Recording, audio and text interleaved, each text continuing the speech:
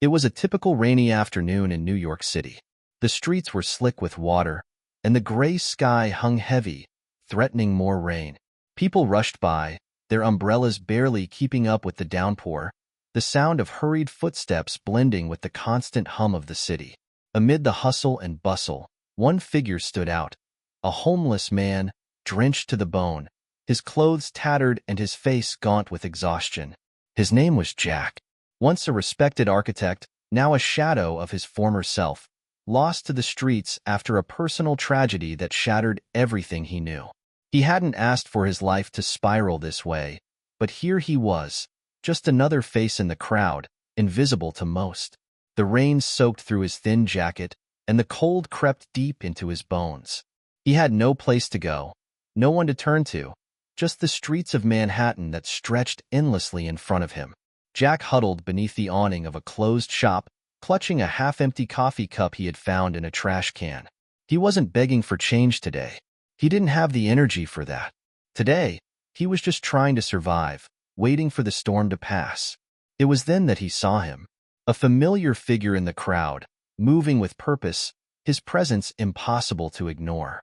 Jack blinked, unsure if he was seeing things through the water-splattered lens of his weary eyes. But no, it was real. Donald Trump, of all people, was walking directly toward him. Jack's heart skipped a beat. How could this be happening? Was it really him, or was he just hallucinating from exhaustion? The world seemed to slow as Trump drew closer. His signature confident stride, the familiar suit, the air of power that always surrounded him. It all felt surreal. Trump paused in front of Jack, looking down at him with a curious gaze. Jack stood there, stunned, not sure whether to speak or just remain silent, but Trump broke the silence first. "What are you doing here, Jack?" Trump's voice was firm, but there was something else, something softer beneath the surface. The question felt like an accusation, but not in the way Jack expected. It wasn't condescending, it wasn't mocking. It was genuine curiosity. Jack couldn't believe it. How did Trump know his name? He had never met him before, but somehow, this man standing before him knew exactly who he was. I don't know, Jack muttered, his voice rough from days without proper rest. "Just trying to stay dry, I guess." Trump looked at him for a moment, sizing him up. Jack shifted uncomfortably under the intense gaze, feeling like every part of his life was being scrutinized. "You've had it rough, huh?" Trump asked, his tone still hard to read. Jack nodded, unsure of how to respond. What was happening here? This couldn't be real. Without missing a beat, Trump took a step back, his gaze never leaving Jack. "I'm giving you a chance," Trump said, his words sharp but surprisingly earnest. "You've got potential, I can see that. You don't belong here on the streets." Jack blinked again, disbelief written all over his face. What do you mean?" Trump didn't answer right away. He pulled out a card from his jacket pocket and handed it to Jack. "I'm offering you a job. I want you to work at one of my hotels. Clean yourself up, prove to me that you can do it. This is your chance. Don't waste it." Jack stared at the card in his hand, the rain still falling around them, the world going on as if nothing had changed. But something inside him stirred, a mix of hope, confusion, and disbelief. "Why me?" Jack asked, his voice trembling. "Why are you doing this?" Trump smiled, but it wasn't his usual confident grin. There was something softer, more thoughtful about it. "Because everyone deserves a chance, Jack. You just need to take it." With that, Trump turned and walked away, disappearing into the crowd as quickly as he had appeared. Jack stood there, staring at the card in his hand, his heart racing. Was this really happening? Was this some kind of joke? He glanced down at the card. It read, "Donald J. Trump, Trump Tower, employment opportunity." He couldn't believe it. A chance. A real chance to get out of the hell he had been living in. But could he do it? Could he really turn his life around? Jack stood in the rain, the weight of the card heavy in his hand. For the first time in a long time, he felt something he hadn't felt in years, hope. But would it be enough? The storm raged on, but Jack had no idea that the storm in his life was just beginning.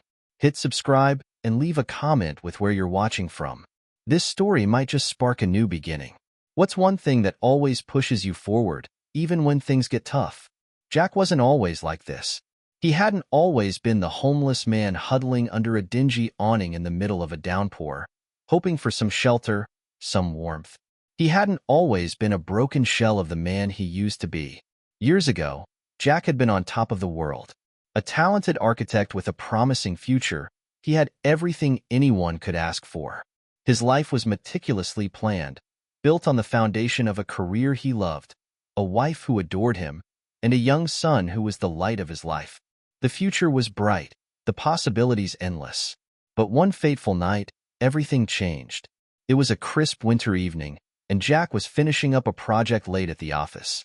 His wife, Sarah, had called him several times to remind him about their son, Noah's, upcoming school play. Jack had promised her that he'd be home in time to see it, but work had piled up unexpectedly.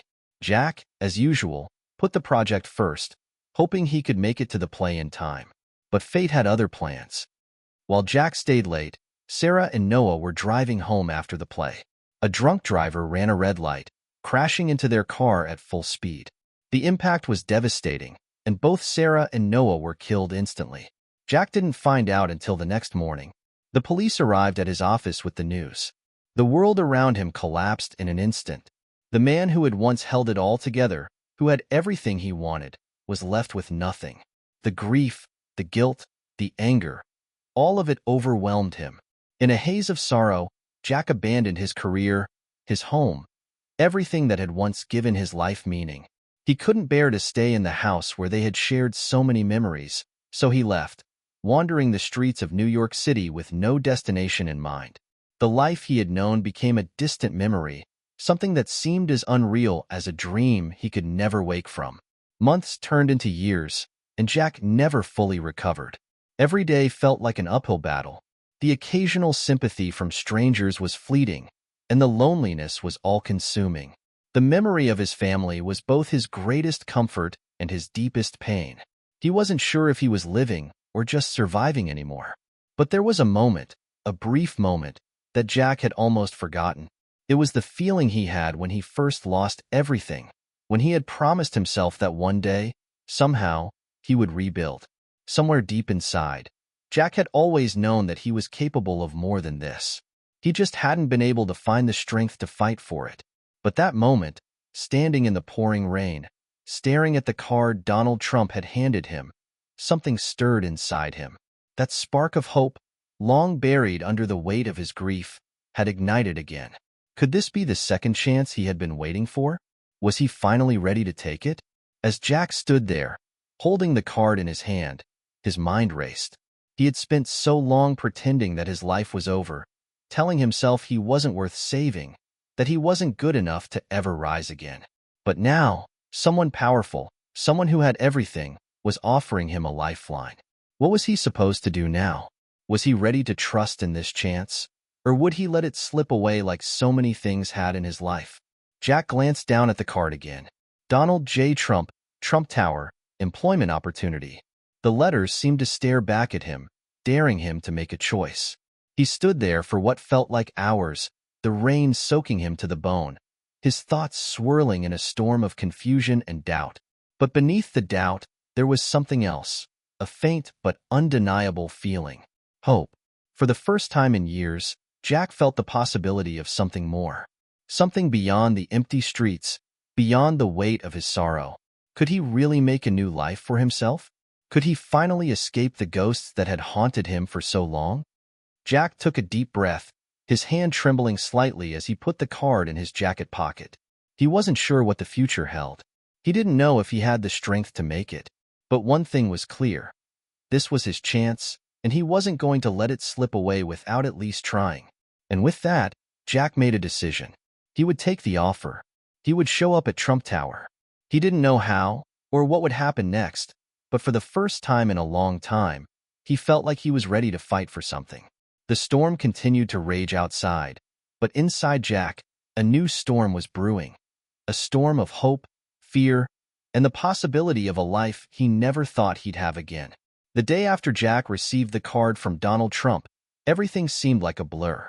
He barely slept the night before, replaying the events over and over in his mind. Was it real? Was it really possible for someone like him, a man who had lost everything, to turn his life around? The idea that he could go from a homeless man on the streets to working at Trump Tower was almost too surreal to comprehend. The morning light filtered through the grimy windows of the small shelter Jack had found for the night. It wasn't much, just a cot in a crowded room filled with others who, like him, had nowhere else to go. But for the first time in months, Jack didn't feel the crushing weight of hopelessness. There was something about the offer from Trump, something about that moment when he had handed Jack the card, that made him believe that maybe, just maybe, he could start over. Jack had spent most of the morning preparing. He washed up in the sink of the shelter, scrubbing his face as best as he could with the rough soap they provided. His clothes were still threadbare and stained, but there was little he could do about that. He had no money for a new outfit, and there was no way he could show up at Trump Tower looking like this. But he had no choice. If he was going to take this chance, he needed to at least try. He left the shelter and walked towards the subway, his steps slower than usual. The streets of New York City, bustling with life, felt like a world he no longer belonged to. The noise, the movement, it all felt foreign to him now. But he pushed the feeling down. Today wasn't about the city. Today was about him. Today was about his future. When Jack finally arrived at Trump Tower, his heart was pounding in his chest. He had never been to such an extravagant building before. The towering glass and steel structure seemed to reach into the sky, a symbol of wealth and success, a world so far removed from his own. He couldn't help but feel like an intruder, like he didn't belong here. The doorman, a tall man in a sharp suit, gave him a questioning look as he approached. "Can I help you, sir?" the doorman asked, his voice polite but slightly skeptical. Jack hesitated for a moment. He could feel the nervous sweat beading on his forehead. Was he really doing this? Was this his chance? "I'm here to see someone," Jack said, his voice barely above a whisper. "Who are you here to see?" the doorman asked. "Donald Trump," Jack replied, trying to keep his voice steady, even though his mind was screaming. The doorman raised an eyebrow. "Mr. Trump doesn't usually meet with people like you," he said, clearly trying to choose his words carefully. Jack felt his heart sink. This was it. The moment he had been waiting for had already started to slip away. He opened his mouth to respond, but before he could speak, the doorman's expression softened. "Wait here. I'll let Mr. Trump's office know you're here," the doorman said, much to Jack's surprise. He gestured for Jack to step aside. Jack stood there, trying to steady his breathing. He couldn't believe this was happening. What if it was all a mistake? What if Trump hadn't meant it when he gave him the card?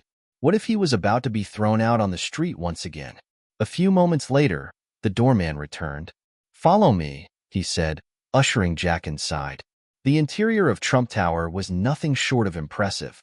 Gold accents gleamed in the sunlight, and the marble floors stretched out like an endless expanse. Jack felt small, insignificant, as if he didn't belong in this grand space. But he pushed those thoughts aside. This was his chance. The doorman led him to an elevator, and they ascended to one of the upper floors. Jack's stomach churned with nerves. What would he say? What would he do once he was face to face with Trump?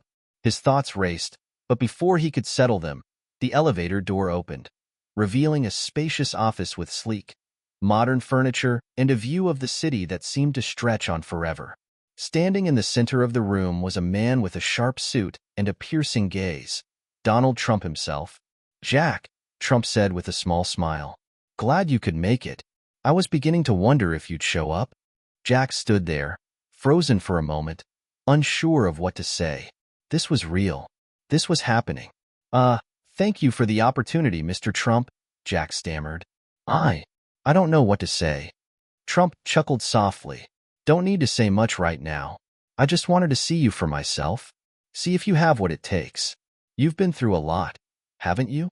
Jack nodded, his throat tight. He couldn't speak at first, but somehow he found his voice. "I've lost everything. My wife, my son, everything. But I want to rebuild. I want to prove that I can still make something of myself." Trump studied him for a moment, his expression unreadable. Then he spoke again, his voice calm but decisive. I believe everyone deserves a second chance, Jack. I don't know what's in your heart, but I know that if you put in the work, you can turn things around. We're offering you a job here. It's not going to be easy, but if you stick with it, I think you'll make it. Jack swallowed hard. This was it. This was his shot. I won't let you down, Jack said, his voice steady now. For the first time in years, he felt a spark of confidence. Maybe this was the beginning of something new. Maybe this was the first step toward the life he had almost given up on. Trump gave him a nod. I hope so. Let's get started. The first day at Trump Tower was everything Jack had imagined, and nothing like he expected. The grandiosity of the building, the polished marble floors, and the sleek, modern decor felt like a world apart from the cold, grimy streets he had been living on. It was overwhelming, exhilarating, and terrifying all at once. Jack wasn't sure what he had gotten himself into, but he was determined to stick with it. Trump had arranged for Jack to start in the maintenance department. It wasn't glamorous, but it was a foot in the door. Jack's job was simple enough. Clean the floors, take care of the restrooms, ensure the public areas were spotless. But even with the simplicity of the task, Jack knew it was an important one. The employees and guests who passed through the lobby of Trump Tower weren't concerned with the behind-the-scenes work. They were concerned with the polished, pristine image the building projected. If Jack didn't do his job well, he knew it could jeopardize everything. His supervisor, a woman named Maria, was a no-nonsense type. She briefed him on the basic duties, handed him a broom, and left him to it. Jack was on his own, with no one to guide him and no one to look over his shoulder. It was all up to him now. As Jack swept the floors, the enormity of what he had just stepped into began to sink in. He could barely believe he was here, that he was actually working at Trump Tower, with a chance to turn his life around. But the nagging doubts crept in, just as they always had. Was he really cut out for this? Could a man who had been homeless for years possibly succeed in a world like this? There were moments throughout the day when Jack felt completely out of place. He noticed the other employees, dressed in sharp suits and designer clothes, walking past him like he was invisible. No one stopped to talk to him. He was just the guy with the broom, the man who was there to clean up after everyone else. He felt like an outsider, a reminder of the life he was trying so hard to leave behind. But there was something different this time. Instead of letting the feeling of isolation consume him like it had in the past, Jack pushed through. He didn't have to fit in right away. He didn't have to be perfect. He just had to show up, do the work, and prove that he was capable of more. By the time his shift ended, Jack was exhausted, physically, emotionally, and mentally. The work wasn't hard, but the constant feeling of being watched, of being out of place, was draining. Still, there was a sense of pride that he couldn't shake. He had completed his first day, and he hadn't quit. That was something. Jack gathered his things, ready to leave for the night, when he was stopped by Maria, his supervisor. "You did good today, Jack," she said, her tone less stern than it had been earlier. "Keep it up, and you might just make it here." Jack smiled, grateful for the encouragement. It wasn't much, but it was a start. He nodded silently and headed for the door, his mind still racing. He had made it through the day. Now, he had to prove that he could handle tomorrow. The following days felt like a blur. Jack fell into a routine. Wake up early, head to Trump Tower, work his shift, go home, and repeat. The work was still the same. Sweeping, mopping, cleaning. But Jack's attitude had begun to shift. It was no longer just about surviving. Now, it was about proving to himself that he could do this, that he could be more than the man who had fallen into despair. He had a purpose again, but there were still moments of doubt. He would catch the eyes of the other employees, their looks ranging from indifference to condescension. They didn't know him, didn't know his story, and he didn't expect them to. But sometimes, their glances made him feel small, like he was still that homeless man, the one who had no place in a world like this.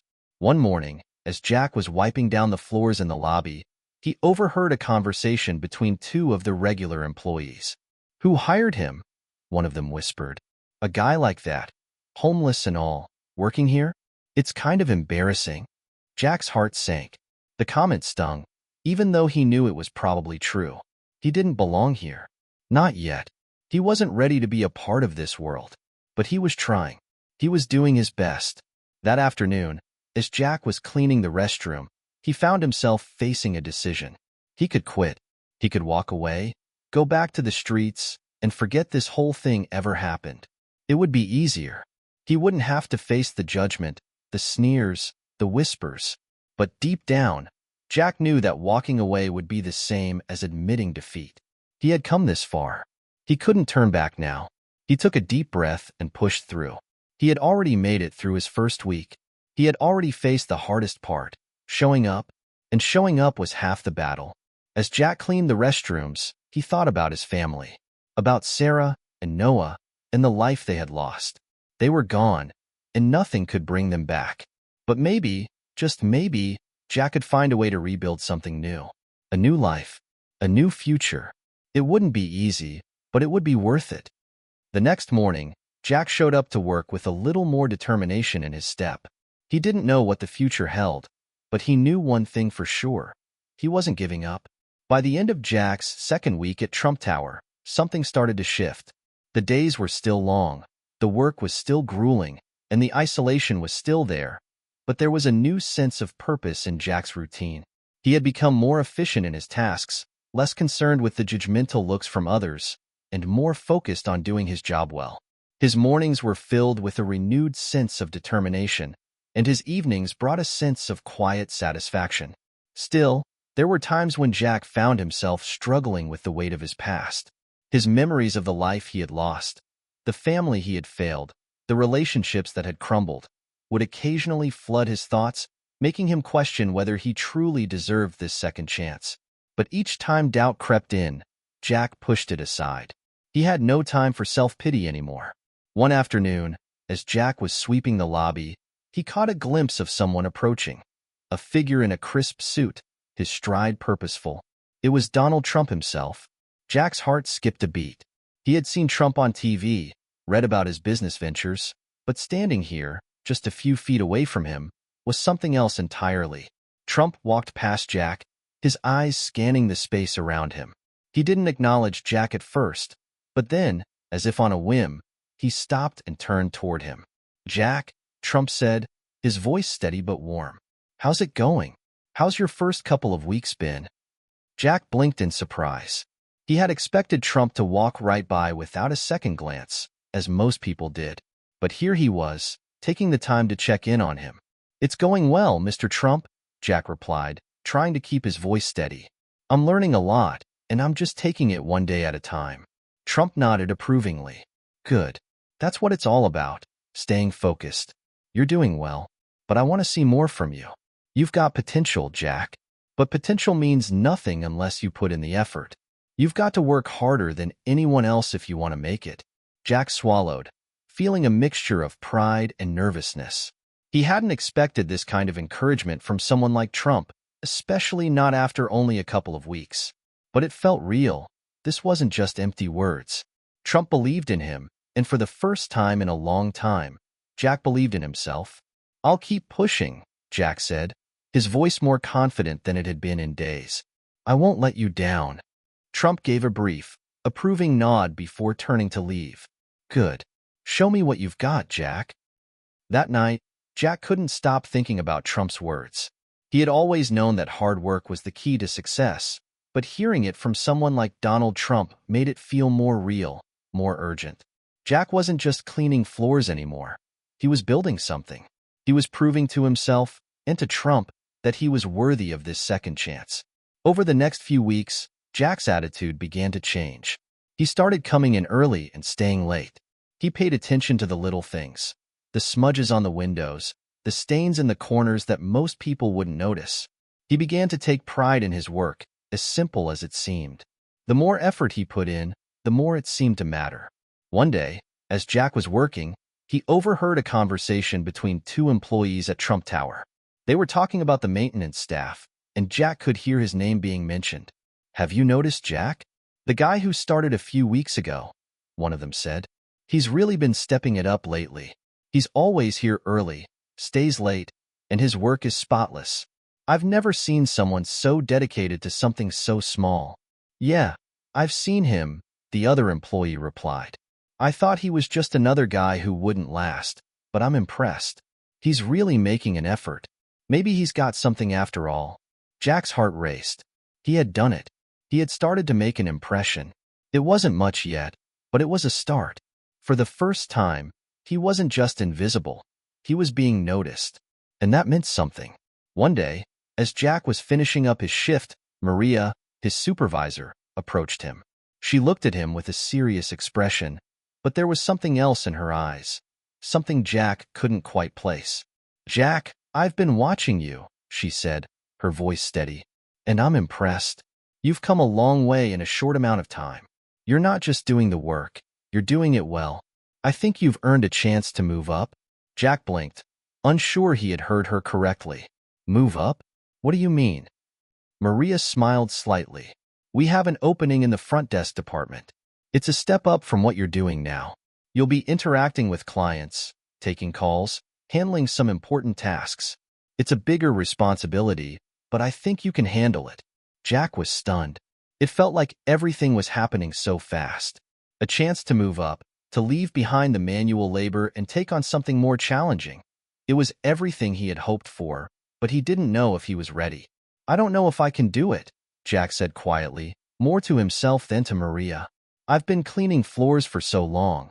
I'm not sure I can handle something bigger." Maria's expression softened. "That's exactly why you should take it. You've been working hard. You've been dedicated. This is your chance to prove that you're more than just a guy who sweeps the floors. You're capable of much more." Jack stood there for a long moment, processing her words. Could he really do it? Could he take that next step and not fall back into old habits? He didn't know, but there was only one way to find out. "I'll take it," Jack said finally, his voice filled with a mix of excitement and nervousness. Maria gave him a proud nod. "Good. I knew you had it in you."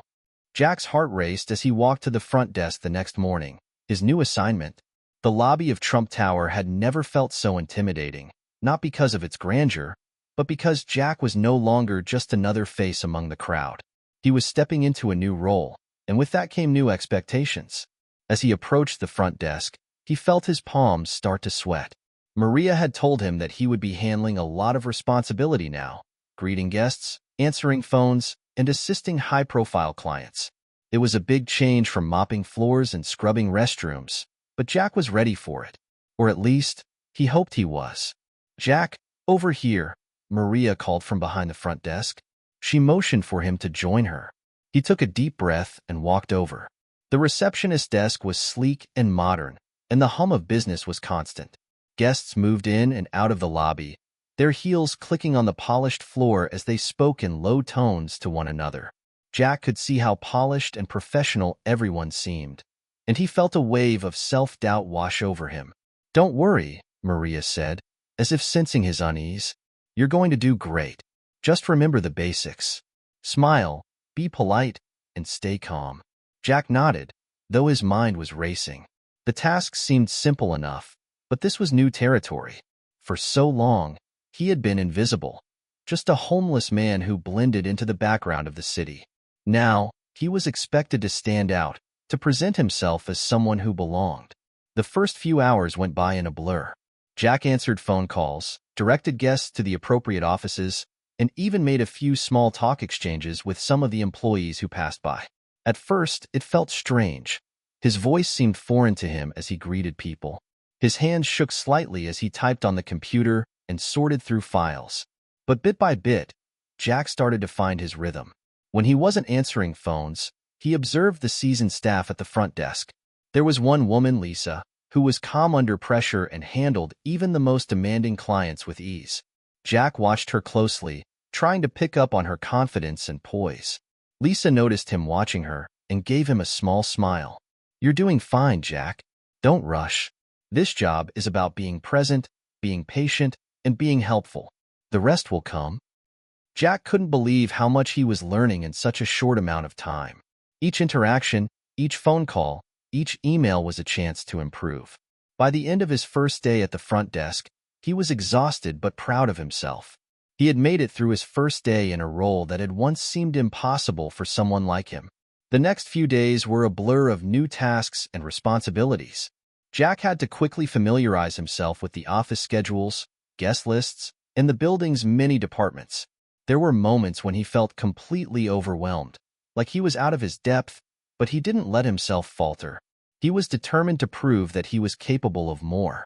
One afternoon, a man approached the front desk, looking somewhat disheveled in a suit that was clearly too big for him. His tie was crooked, and he had a distracted look on his face. He walked right up to Jack and, without any introduction, started talking. "I need to speak with Mr. Trump immediately," the man said, his voice urgent. Jack's eyes widened. This was it, the kind of situation he had only heard about in stories. A client or important guest needed access to the highest levels of the tower, and Jack was the one who was supposed to handle it. He felt the weight of the moment. "I'm sorry, sir," Jack said, his voice steady despite the knot in his stomach. "Mr. Trump's schedule is very tightly managed. If you like, I can help you schedule an appointment, or I can get you in touch with his assistant." The man's face flushed with frustration, but Jack remained calm. He knew his limits, and he knew he wasn't in a position to bend the rules. After a few tense seconds, the man grumbled and turned away. "Thank you for your help, Mr. Jack," Maria said, appearing beside him. She had witnessed the exchange and was clearly impressed. "You handled that well. Stay calm, and people will respect you." Jack let out a breath he hadn't realized he had been holding. "I thought I was going to mess that up." Maria smiled. "You didn't. You stuck to the protocols, and that's what matters. The rest will follow." With each passing day, Jack became more comfortable in his new role. He wasn't perfect. He still stumbled over his words sometimes, and there were moments when he wished he could disappear into the background again. But he was learning. He was growing. And then, one fateful day, as Jack was heading out to lunch, he received a text that would change everything. It was from Maria. "Jack, come to the conference room. Now, Mr. Trump wants to meet with you." Jack's stomach dropped. This was it. This could be his big break. He hadn't been expecting this, not after everything that had happened. But it was real. He had worked hard to get here, and now it was time to face whatever challenge lay ahead. He quickly made his way to the conference room, his heart pounding in his chest. When he arrived, Donald Trump was standing by the window, gazing out at the city. He turned when he heard Jack enter, his eyes sharp and assessing. "Jack," Trump said, his voice steady, "you've been working hard. I've been watching, and I want to offer you something." Jack blinked, unsure he had heard him correctly. "Something? What do you mean?" Trump smiled, a glint of approval in his eyes. "I'm offering you an opportunity to move up in this company. You've earned it." Jack's breath caught in his throat. This was more than just a job. It was a future, a chance to build something for himself. And in that moment, Jack realized that everything he had fought for, the hardships, the struggles, the doubts, had led him to this moment. He had made it. Jack couldn't believe what he had just heard. Donald Trump, the man who had given him a chance when no one else would, was now offering him even more. A future, a career, a real chance to prove that he was more than just a homeless man with nothing. His mind raced, but his heart was calm. For the first time in years, he felt like he was standing on solid ground. Trump gestured for Jack to sit. "You've impressed a lot of people, Jack," he said, his tone more sincere than Jack had expected. "When I first saw you, I didn't know what to think. You were new, you had no experience, but I could see the hunger in your eyes. You wanted something more, and you've earned it." Jack sat down across from him, his hands clenched tightly in his lap. I don't know what to say," Jack stammered. "I've worked hard, but this is bigger than anything I ever imagined." Trump leaned back in his chair and smiled. "That's what it's all about, Jack. We all start somewhere. What matters is what you do next. I'm giving you a shot at something bigger here, a position in the corporate team. You'll start assisting with project management and strategic planning. I think you have the potential to go far, but you have to keep proving it every day." Jack's heart skipped a beat. Project management? Strategic planning? The things Trump was describing seemed so far removed from the man he had once been. Someone who couldn't even get through a day without wondering where his next meal would come from. "Thank you," Jack said, his voice thick with emotion. "I won't let you down, Mr. Trump. I promise." Trump nodded approvingly. "I know you won't. But remember, It won't be easy. It's going to take everything you've got. But if you want it, it's yours. Jack stood up, his mind still swirling with the magnitude of the moment. I won't waste this opportunity. I'll work harder than anyone else. I won't forget where I came from. Trump gave a final nod. I know you won't. Welcome to the team, Jack. As Jack walked out of the conference room, he felt a wave of gratitude wash over him. It was surreal, still hard to believe. He had started as a janitor, sweeping floors, a man invisible to most people. And now, he was about to join the ranks of the corporate team in one of the most powerful companies in the world. But with that realization came a new weight, the weight of responsibility. He knew he couldn't let this chance slip through his fingers. He had to prove that he deserved it. He had to show Trump and everyone else that the man they saw now wasn't the same one who had walked into Trump Tower just a few weeks ago. The first few weeks in his new position were a whirlwind. Jack dove headfirst into his work, assisting with meetings, managing schedules, and helping to strategize some of the company's smaller projects. At first, he struggled to keep up. His new role demanded a level of skill and knowledge that he didn't have, but Jack wasn't about to back down. He spent long hours reading up on business management, project timelines, and corporate strategy. He studied the reports, asked questions, and sought advice from anyone willing to teach him. Slowly but surely, he started to gain confidence. He started to understand the language of business, how every decision he made had an impact, and how important it was to stay ahead of the curve. His colleagues began to notice the change in him. At first, they had seen him as just another newbie, someone who had come from nowhere. But now, Jack was starting to make a name for himself. He asked insightful questions in meetings. He suggested ideas that helped move projects forward. He was no longer just a worker bee. He was part of the team. One day, a week after his promotion, Maria called Jack into her office. She looked at him with a serious expression, but there was something else there, a hint of pride. Jack, she said, I've been watching you. You've come a long way, and I'm not the only one who's noticed. Mr. Trump wants you to take on a larger role. He thinks you're ready to lead a team on a new project. Jack's jaw dropped. Lead a team? Are you serious? Maria chuckled. Yes, I'm serious. You've earned it. The project is big, and it'll test everything you've learned. But I believe you can do it. You've worked hard, Jack, and I think you're ready for this next step. Jack was speechless. Just a few months ago, he had been homeless, barely scraping by. Now, he was being asked to lead a team on a major project. It was everything he had ever dreamed of, and more. I won't let you down, Jack said, his voice filled with determination. Maria smiled. I know you won't. The project was challenging from the start. Jack's team consisted of a few seasoned employees, each with their own set of skills. Jack had to quickly learn how to manage them, balancing their strengths and weaknesses, delegating tasks, and ensuring that the project stayed on track. But Jack wasn't intimidated. He knew how to hustle, how to stay focused, and how to get the job done. He spent late nights working with his team, keeping everyone motivated and pushing forward. When the project finally came together, it was a success. The results exceeded expectations, and Jack received praise from everyone, including Trump. Excellent work, Jack, Trump said during a meeting. You led this project like a pro. I knew you had potential, but you've exceeded my expectations. Jack felt a wave of pride and accomplishment. This was what it had all been for. The long hours, the sacrifices, the struggle. It was all leading to this moment.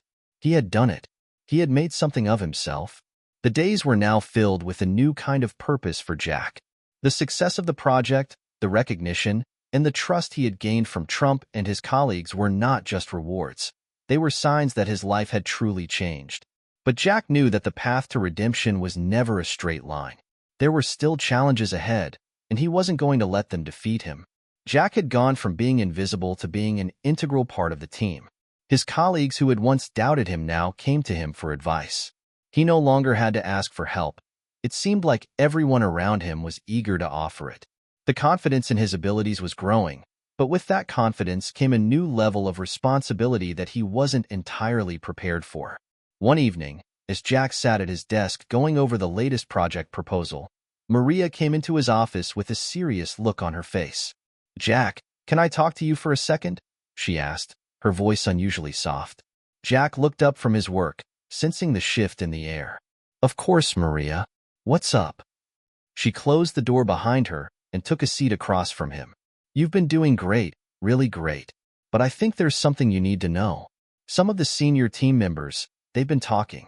There are concerns about your past, about where you came from. Jack's stomach tightened. He had expected this moment, but hearing it out loud felt like a punch to the gut. It wasn't surprising. After all, his history wasn't something he could just erase. But the fact that people were still holding it against him hurt. What are they saying? Jack asked, trying to keep his voice steady. Maria sighed, clearly conflicted. They're concerned about your ability to handle pressure. Some of them think you might not be able to keep up with the demands of the higher positions you're being considered for. They're worried you might crack under stress. Jack clenched his fists, the familiar anger rising within him. He had worked so hard to leave his past behind, but no matter how hard he tried, it seemed like it would always follow him. I thought I had proven myself, Jack said, his voice low. I've handled everything they've thrown at me. Why does my past still matter? Maria looked at him sympathetically. Jack, it's not about your past. It's about their perception of you. They think someone who's been through what you've been through might not be able to handle the pressure that comes with high-stakes decisions and responsibility. You have to prove them wrong. Jack nodded, his mind racing. This wasn't just a challenge. It was a test of everything he had worked for. He wasn't going to let his past define him. If anything, it had shaped him into someone who could handle more than anyone knew. I'll prove them wrong, Jack said with conviction, standing up from his desk. I've come this far and I won't stop now. Maria gave him a reassuring smile. I believe in you, Jack. You've already come further than anyone expected. Just don't let the doubts get to you. The following weeks were a blur of intense work. Jack threw himself into his responsibilities with a newfound determination. He worked late nights, made tough decisions, and proved himself time and time again. But the pressure was starting to mount. He could feel the weight of the expectations on his shoulders, and sometimes, when the quiet moments came, the old feelings of insecurity crept in. Could he really handle this? Was he strong enough to keep going? It all came to a head one Friday afternoon.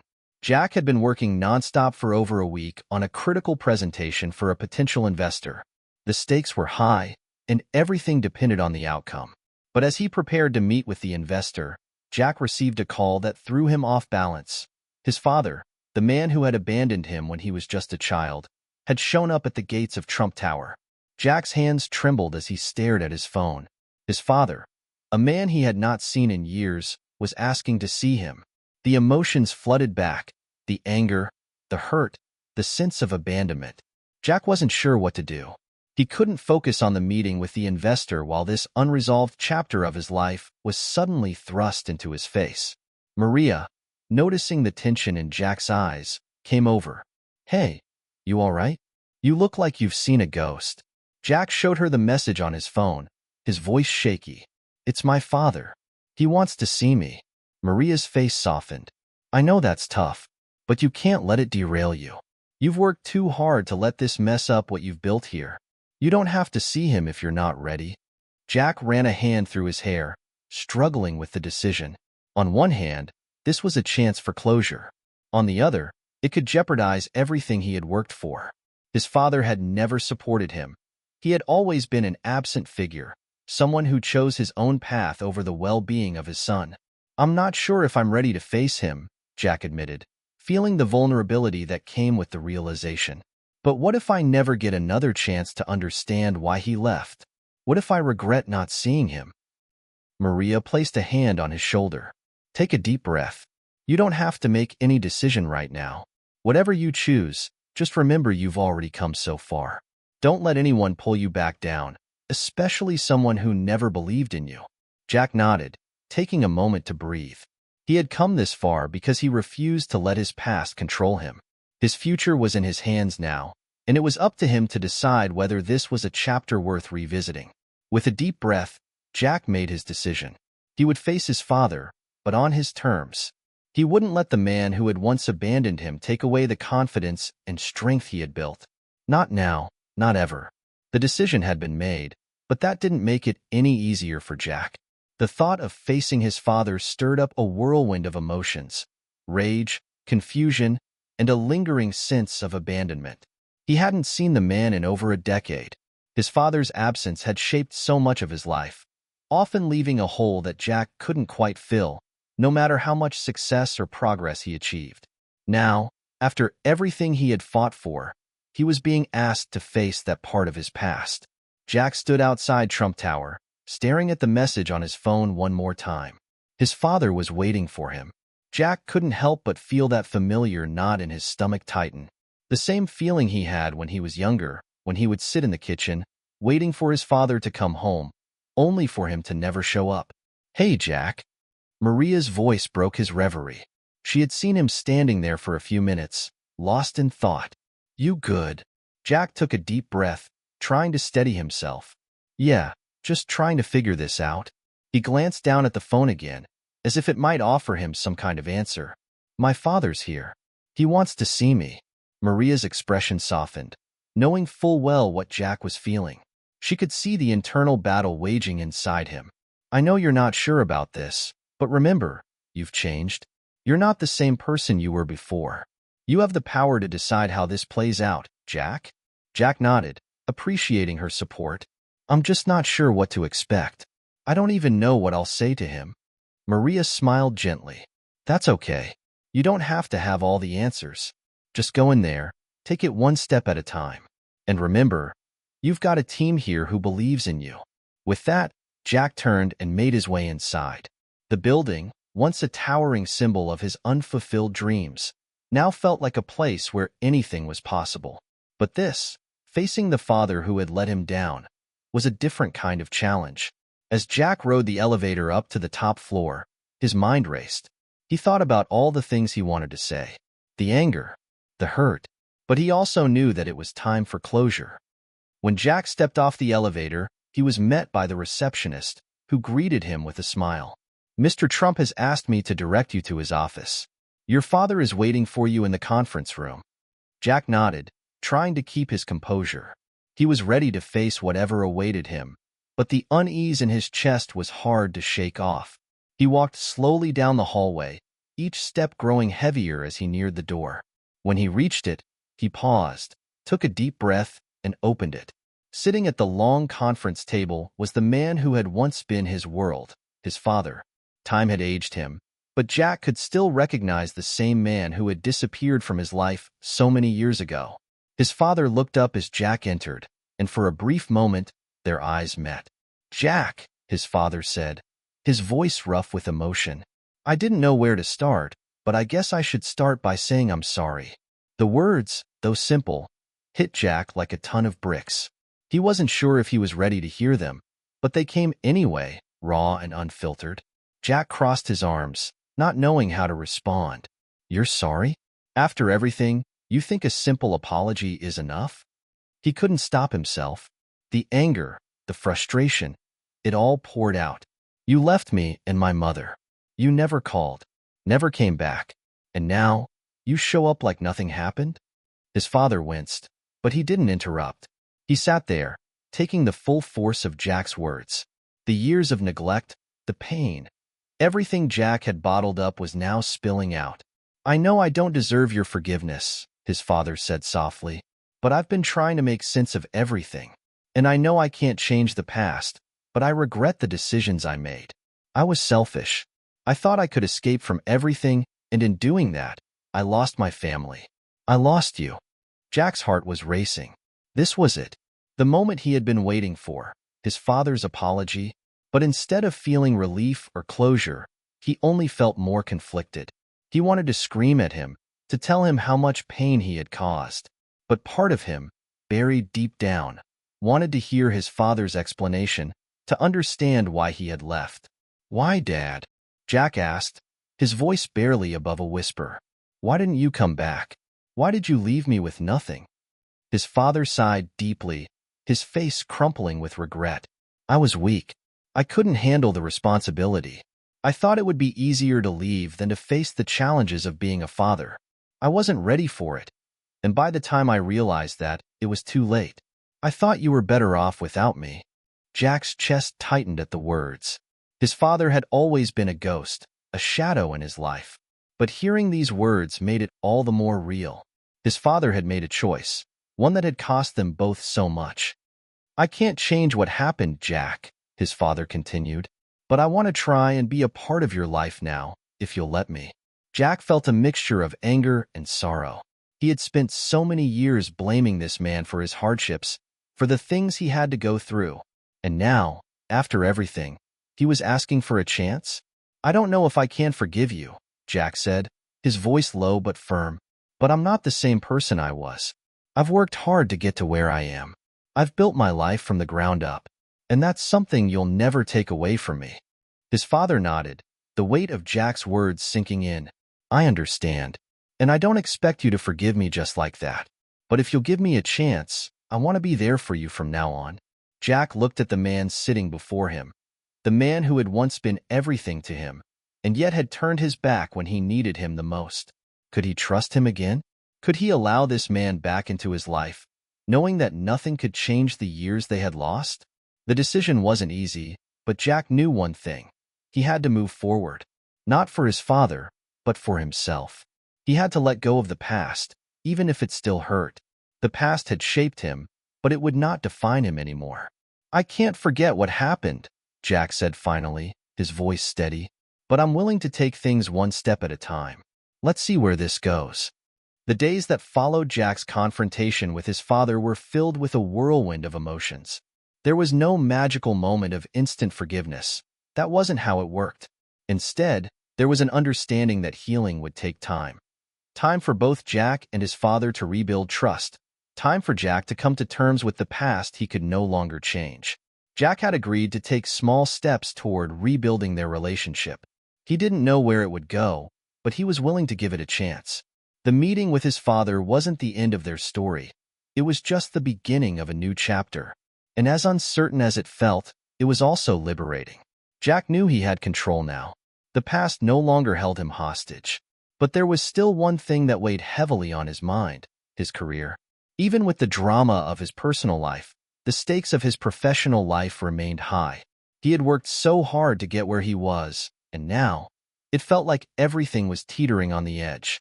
Jack knew that he couldn't afford to let anything distract him from his goals, but his mind kept drifting back to the words of his father. Could he continue to prove himself worthy of the chance Trump had given him? Jack had always been determined, but now there was a new sense of urgency. He had worked hard to climb the ladder, but something felt different. He had to not only prove his worth to his colleagues, but also to himself. He wasn't just working for success anymore. He was working to prove that the boy who had been abandoned could stand tall as a man who deserved respect. It was a Monday morning when Jack received the call that would change everything. "Jack, it's Donald Trump," the voice on the other end of the phone said. "I need to see you. We've got a big opportunity for you. You've impressed the team, but there's something more I think you're ready for." Jack's heart raced. He had been waiting for this call for months, but now that it had come, he wasn't sure how to react. "What kind of opportunity are we talking about?" There was a brief pause before Trump spoke again. "I'm offering you a leadership role in one of our biggest projects yet. We've got a new hotel venture in the works, and I need someone who can handle the pressure. Someone who's ready to lead. You've shown me that you've got what it takes." Jack could hardly believe what he was hearing. This was the break he had been waiting for. The chance to prove that he could lead, that he could take the reins and show the world that he was more than just a former homeless man. He was a force to be reckoned with. "Thank you," Jack said, his voice steady despite the rush of emotions he felt. "I won't let you down." As he hung up the phone, Jack sat back in his chair, taking a moment to process what had just happened. This was the moment he had worked for. The opportunity to step into the role he had dreamed of, the role that would prove to everyone, and to himself, that he had earned his place at the table. Over the next few weeks, Jack dove headfirst into his new role. There was no time for doubt or second-guessing. The hotel project was a massive undertaking, and Jack was at the forefront, coordinating teams, managing budgets, and overseeing the construction process. Every day brought a new challenge, but Jack was prepared. He had proven time and time again that he could handle pressure, and this time was no different. But as much as he wanted to focus solely on his work, The shadow of his past and his father still lingered in the back of his mind. The conversations they had shared in the conference room were far from forgotten. There was still much work to be done in mending their relationship, and Jack knew that his journey of forgiveness was far from over. But for now, he was determined to focus on the present, to prove himself as the man he had become, not the boy he once was. One evening, after a long day of meetings, Jack stood on the construction site, looking out over the vast expanse of what would soon be another Trump Tower. He could hear the sounds of the workers around him, the hum of machinery, the buzz of excitement in the air. This was his project, his vision, and for the first time in a long while, he felt like he belonged. As he turned to leave, his phone buzzed with a new message. It was from his father. "Jack, I know I'm not the father you wanted, but I'm proud of you, and I hope we can continue to build something together." Jack stared at the message for a moment, unsure of how to respond. He had spent so many years resenting this man, blaming him for every hardship, for every missed opportunity. But now, as he stood at the forefront of his career, he realized something. He didn't need his father's approval to succeed. He had built this life on his own, from the ground up. Still, the message lingered in his mind.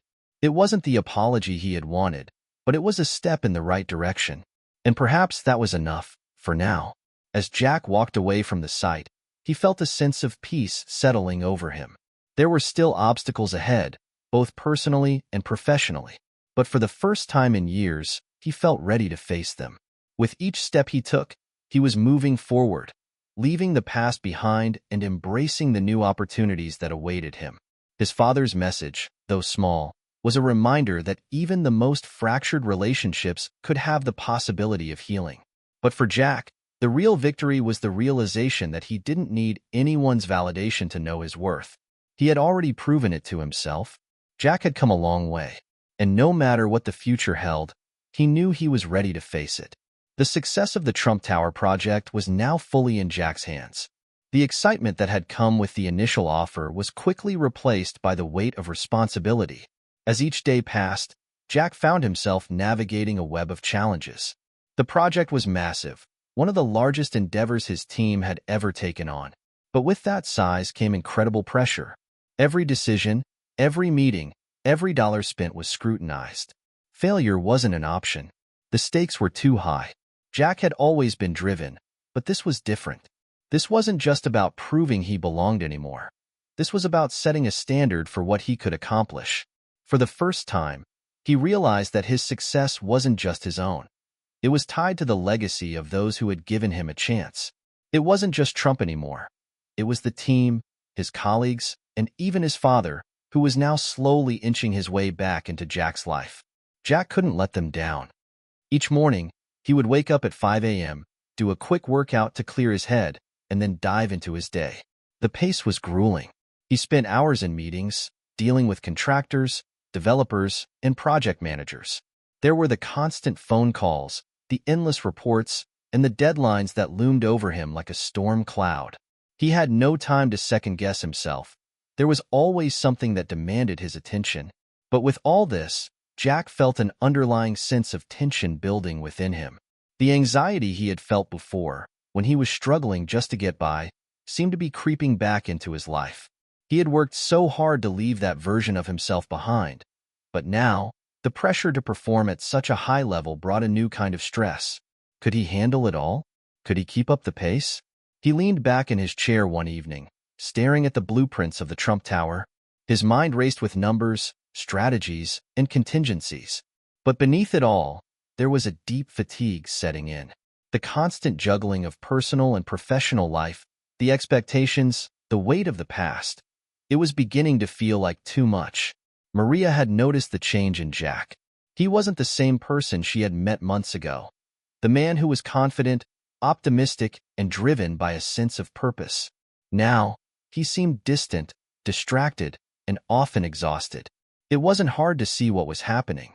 She could tell Jack was starting to crumble under the pressure, and she wasn't about to let him go through it alone. One evening, after a particularly grueling day, Maria walked into Jack's office to check on him. He was sitting at his desk, his face buried in his hands, staring at the endless documents in front of him. "Jack," Maria said softly, her voice laced with concern. "You've been at this for hours. You need to take a break." Jack looked up, his eyes tired.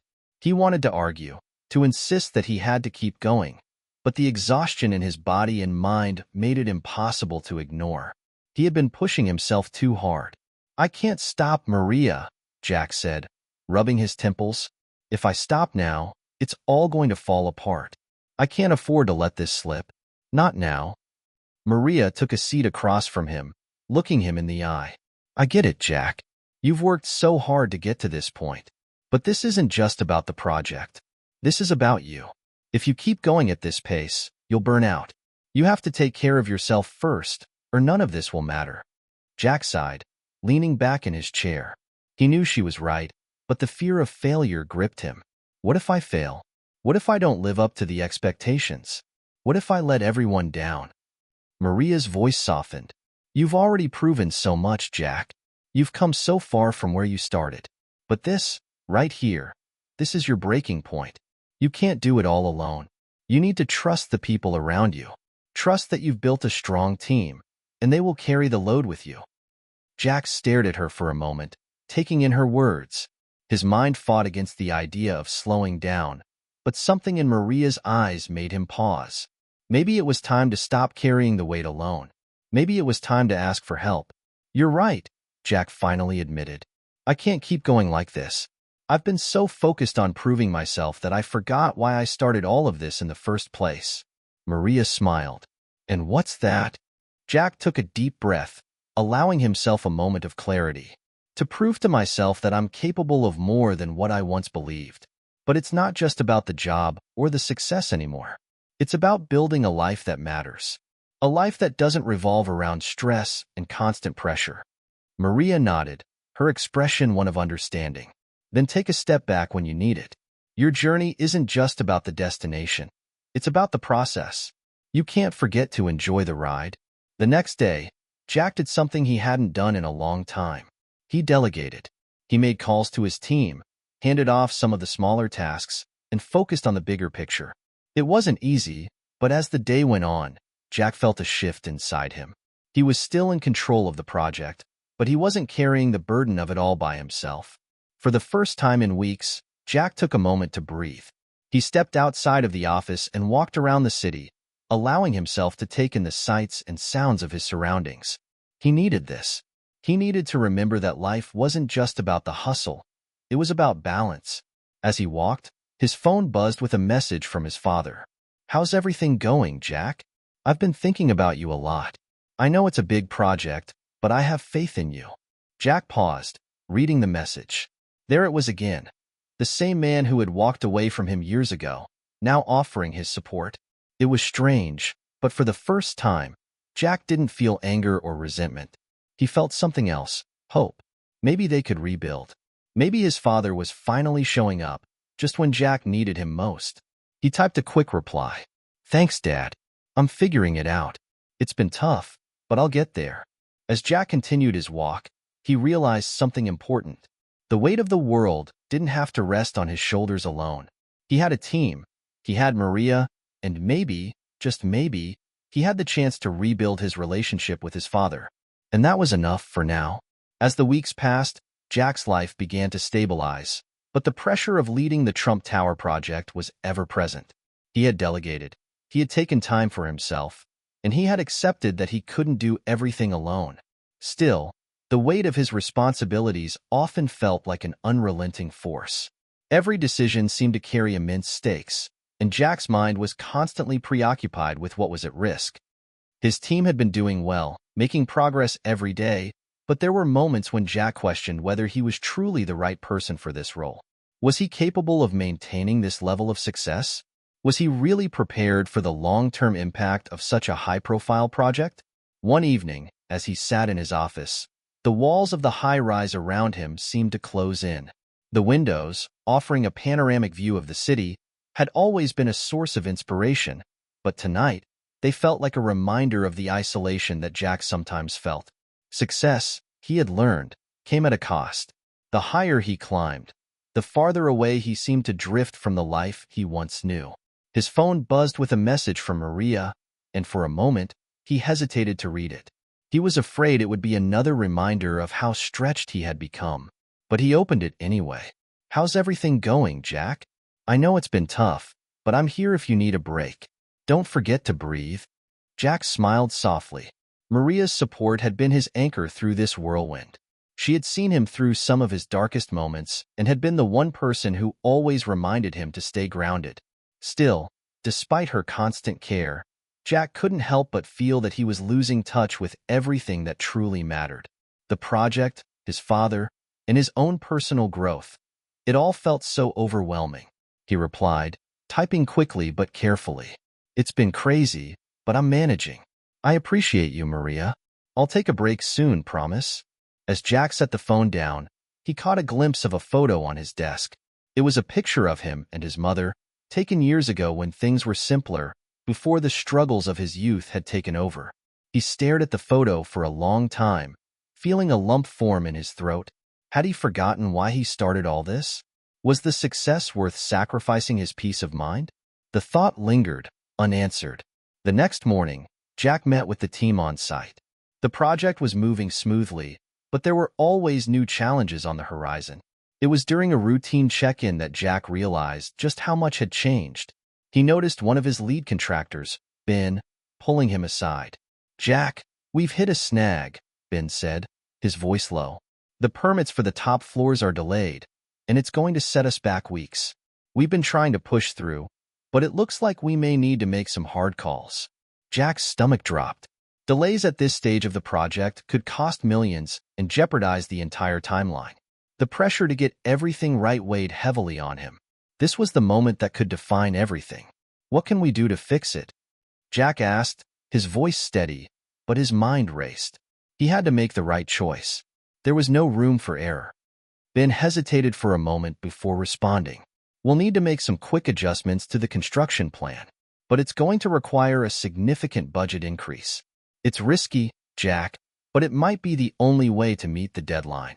Jack clenched his jaw, weighing the options in his mind. This was the kind of decision that could make or break him. If the budget spiraled out of control, it wouldn't just affect the project, it would affect everything he had worked for. The stakes were higher than ever. "I'll sign off on the adjustments," Jack said, his voice firm, "but I want you to get a detailed report. I'm not taking any chances." The rest of the day passed in a blur, with Jack rushing from one meeting to the next, making sure that every part of the project was aligned. By the time the workday ended, he was exhausted. His mind was clouded with concerns about the budget, the timeline, and how to keep everything together. As he was about to leave the office, his phone rang again. It was his father. "Jack, I've been thinking a lot about you lately," his father's voice crackled through the line. "I know things aren't easy for you right now, but I want you to know I'm proud of how far you've come. Don't let the weight of the world crush you." Jack's heart raced as he listened to his father's words. It was the first time in years that his father had acknowledged his efforts in such a genuine way. It was almost as if a barrier had been broken. "Thanks, Dad," Jack replied quietly. "It means a lot to hear that. I just don't know if I'm handling everything the right way." His father paused before responding. "There's no perfect way to do this, Jack. Just keep going. You're stronger than you think. And if you ever need help, don't be afraid to ask." The words resonated deeply with Jack. He had always tried to do everything himself, to prove his worth through sheer willpower. But the truth was, he didn't have to do it alone. His father was offering him something he never thought he would receive: support, even if it came in small doses. Jack ended the call feeling a shift inside him. Maybe he didn't need to carry everything alone. Maybe, just maybe, the cost of success didn't have to be his sanity. The next morning, Jack took a moment before heading into the office. He sat by the window, watching the city below as the sun began to rise. The world was bustling, filled with opportunity, yet for the first time in a long while, Jack felt a sense of peace wash over him. Success wasn't just about the project or the money. It wasn't about proving himself to others. It was about learning when to ask for help, finding balance, and staying true to the person he had become, not the one he had once been. Jack had come far, but the journey wasn't over yet. The road to success was long, and the pressure would always be there. But now, He knew that he didn't have to walk it alone. The people who believed in him, like Maria, like his father, and even his team, were his support, and together, they would carry the weight. As Jack settled into the rhythm of managing the Trump Tower project, the balance he had worked so hard to maintain began to falter. Despite his newfound awareness of the need to ask for help, the pressures continued to mount. The delays, the budget issues, the constant juggling of responsibilities, they were starting to take their toll on him. One afternoon, Jack walked into his office, feeling the weight of exhaustion settling deeper into his bones.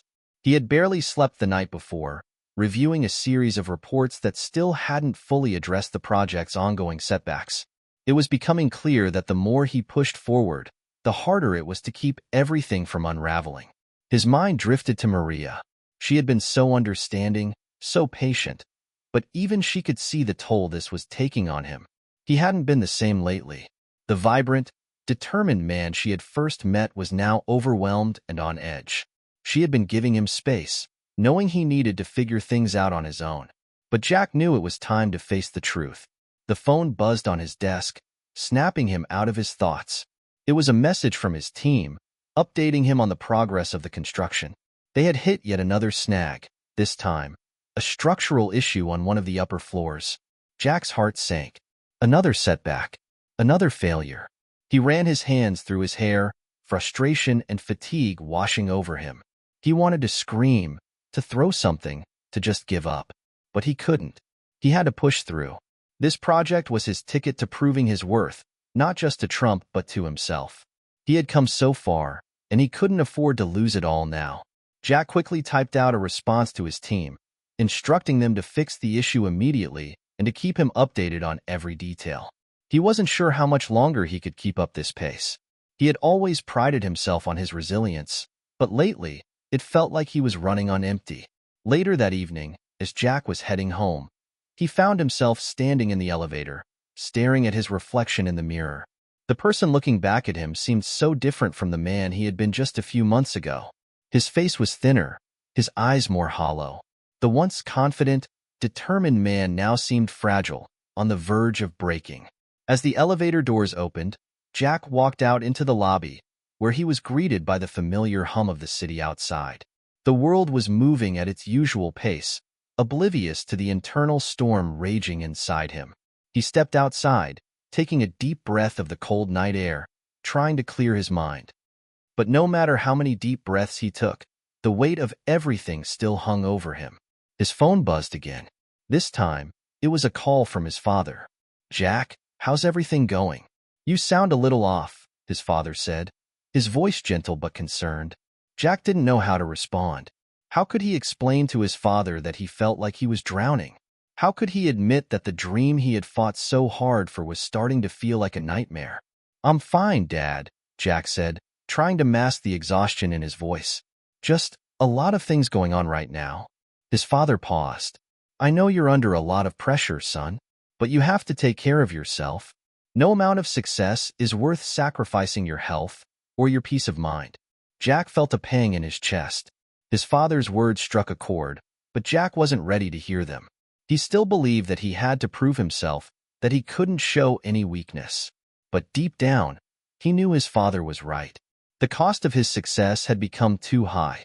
"I'll be fine," Jack said, forcing a smile he didn't feel. "I'll talk to you soon, Dad." As he ended the call, Jack felt a wave of frustration wash over him. He wanted to be strong, to handle everything on his own. But the truth was, he couldn't keep pretending.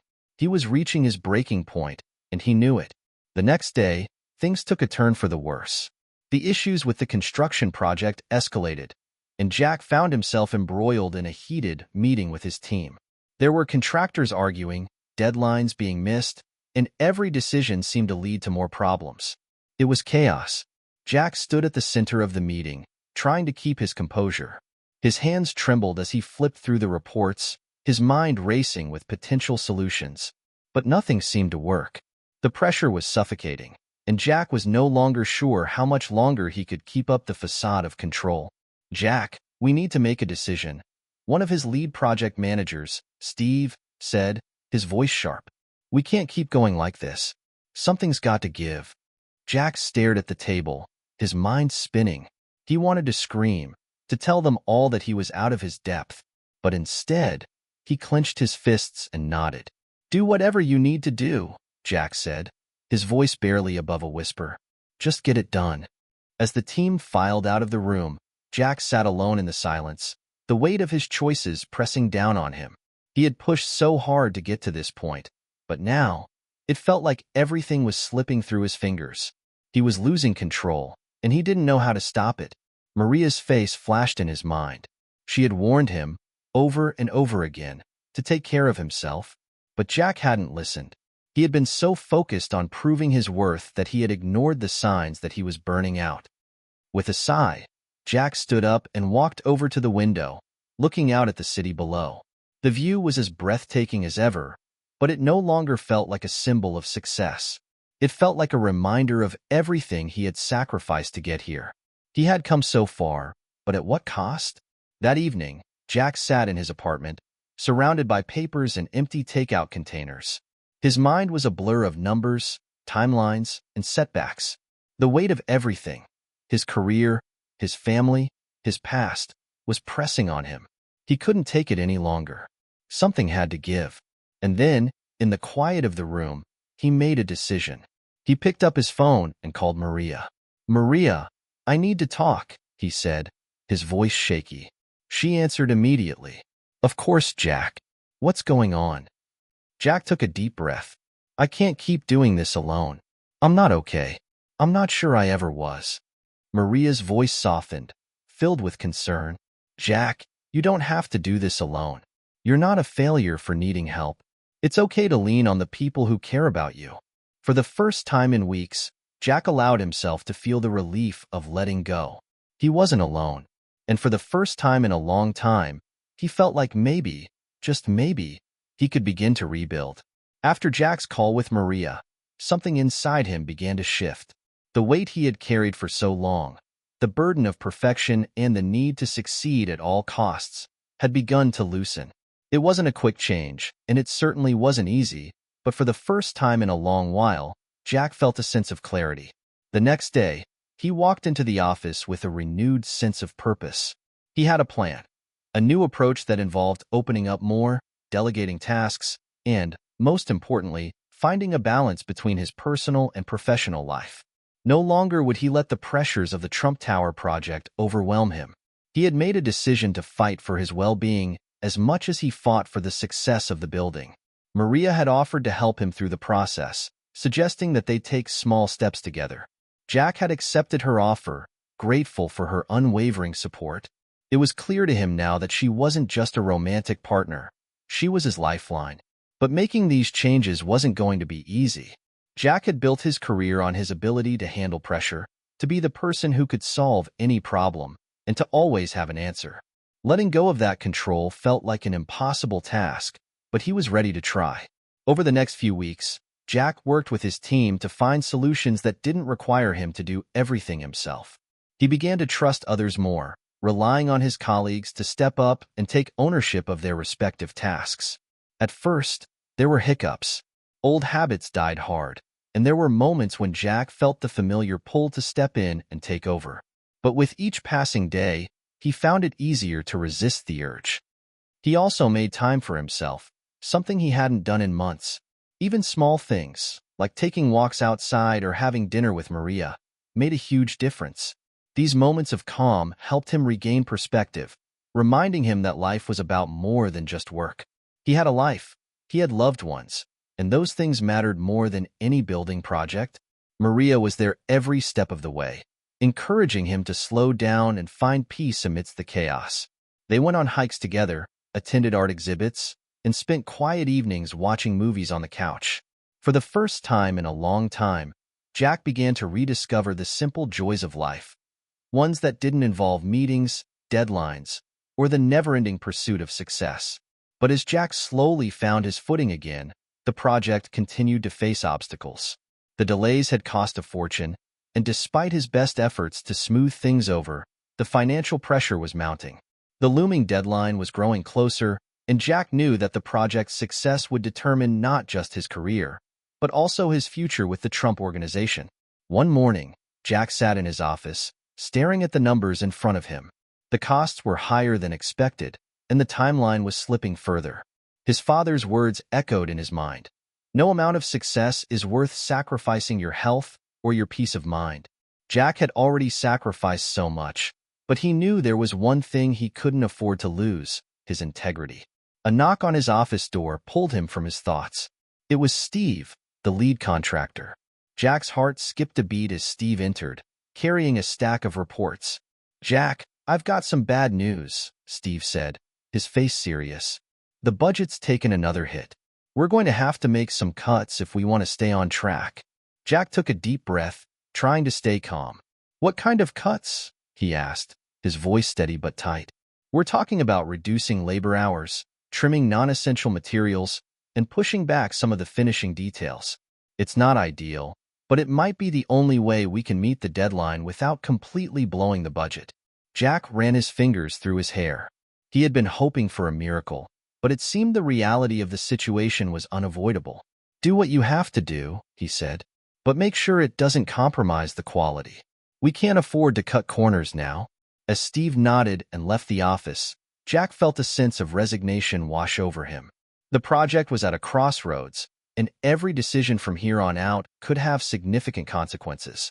It was up to him to find the delicate balance between making the project a success and ensuring he didn't sacrifice everything for the sake of one project. Later that day, Jack met with his father for lunch, as they had done many times before. His father, always the wise and calm presence in Jack's life, noticed the tension in his son's demeanor immediately. "You look like you're carrying the world on your shoulders, Jack," his father remarked as they sat down at their usual table in a quiet corner of the restaurant. Jack let out a long sigh. "I don't know how much more I can take, Dad. The project's falling apart. Every time we think we've fixed one issue, another one pops up, and the costs are through the roof. I'm afraid it's going to be a failure." His father took a slow sip of water before responding. "Jack, you've done everything you could. You've worked harder than anyone could expect. But no project is without its challenges. What matters now is how you handle the pressure. Do you give up, or do you find a way to move forward?" Jack looked at his father, his gaze serious. "I'm not ready to give up, but I don't know if I can keep going like this. I've pushed everyone away, including you and Maria. I don't want to lose what really matters." His father's eyes softened. "Jack, you can't sacrifice everything for this project. It's important, yes, but it's not your entire life. You've got people who care about you, and you've built a career that's going to last. Just remember to take care of yourself along the way. The rest will follow." For the first time in a long while, Jack felt a sense of peace. His father's words were a reminder of what he had nearly forgotten, that life was about more than just success. It was about the people who were by your side, the lessons you learned along the way, and the growth that happened in the midst of adversity. That evening, Jack returned to his apartment, exhausted but with a renewed sense of purpose. He was still facing the challenges ahead, but he now knew he didn't have to face them alone. He had support. He had Maria. He had his father. And most importantly, he had a sense of self-worth that wasn't tied solely to the Trump Tower project. As Jack sat down with a cup of coffee, he reflected on how far he had come. The journey had been difficult, but it had also been transformative. He had learned the value of balance, the importance of asking for help, and that success didn't have to come at the cost of his happiness. Jack wasn't done yet. There was still work to be done, still challenges to overcome. But for the first time in months, he felt ready to face whatever came next. The days following Jack's lunch with his father were some of the most pivotal of his career. He felt a shift inside, a realization that he didn't need to carry the burden of success all by himself. No more running on fumes, no more pretending everything was fine when it clearly wasn't. He had a team, he had support, and he had people in his life who cared about him. But that didn't mean the challenges had disappeared. The Trump Tower project was still facing setbacks, delays, rising costs, and mounting expectations. The pressure was relentless, and the stakes had never been higher. But Jack had a new mindset. He was no longer just fighting to succeed for the sake of success. He was fighting for balance, for his future, for his relationships, and for his own well-being. It was time to take charge, but not alone. One morning, Jack gathered his team in the boardroom, a sense of calm determination settling over him as he looked around at the faces of the men and women who had been working tirelessly alongside him. This was his moment to bring them together, not just to solve problems, but to unify them under a shared vision. "All right, team," Jack began, his voice steady but filled with conviction. "We're facing some serious challenges, and I know it feels like we're fighting an uphill battle, but I want to remind you of something. We're in this together. We've been through a lot, and we're not giving up now." He paused, letting his words sink in. There was a palpable shift in the room, a collective exhale as the tension seemed to lift slightly. "I've been pushing myself too hard, and I know I've asked too much from all of you, but we've got a great team here. I trust you, and I want us to work together, not just to finish this project, but to make it something we can all be proud of. Let's tackle this together, not as individuals, but as a team." There was a moment of silence before Steve, the lead contractor, spoke up. "Jack, we've been in the trenches with you on this. If you're asking us to lean in and push harder, we're with you. But we also know the importance of balance. No one can keep going at this pace forever." Jack nodded, appreciating the honesty. "I hear you. And that's why we're going to adjust the way we approach this.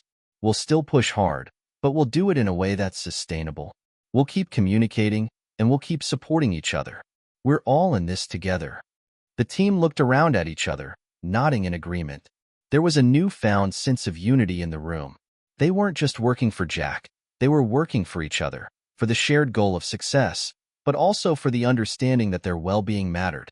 With the renewed energy in the room, the team dove back into the project. Jack took a step back from micromanaging and allowed his team to take the lead on certain decisions. He had learned that leadership wasn't just about control, it was about trust. And in trusting his team, he saw results he hadn't expected. The structural issues with the building were resolved ahead of schedule. The budget was tightened, and costs were brought under control. The contractors found innovative solutions to the delays, and within weeks, the project was back on track. As the days passed, Jack found himself less stressed. There were still problems to solve, but he no longer felt like everything depended solely on his shoulders. The collaboration, the communication, and the shared responsibility made all the difference. One evening, after a long day at the construction site, Jack and Maria sat down together in their favorite cafe. The flickering candlelight on their table created a peaceful atmosphere, a stark contrast to the chaos of the past few months. Jack was exhausted, but the sense of accomplishment in his heart was undeniable. "You've been so much more present lately," Maria said with a soft smile, her eyes warm. "I can see the change in you." Jack leaned back in his chair, feeling a rare sense of contentment. "It's been a long road, but I'm finally starting to understand what matters. It's not just about the project. It's about finding balance, being there for the people you love, and taking care of yourself." Maria reached across the table and squeezed his hand. "I'm proud of you, Jack.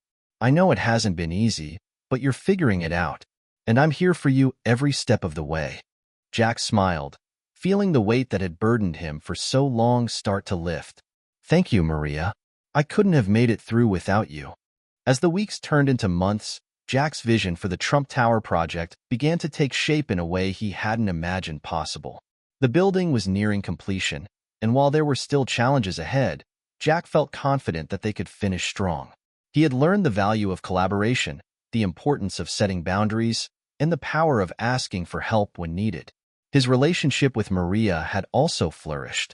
They were stronger than ever, their bond deepened by the struggles they had faced together. Jack knew that his life wasn't just about work anymore. It was about the people he loved, the lessons he had learned, and the person he had become along the way. And in the quiet moments, when he stood at the top of the Trump Tower, looking out over the city, he realized that success wasn't defined by the skyscraper he had built. It was defined by the life he had rebuilt for himself. Hit subscribe and leave a comment with where you're watching from. Jack is finally seeing the fruits of his hard work, but more importantly, he's learning that success isn't just about the destination. It's about the journey and the people you bring with you. What does success mean to you? Let us know in the comments.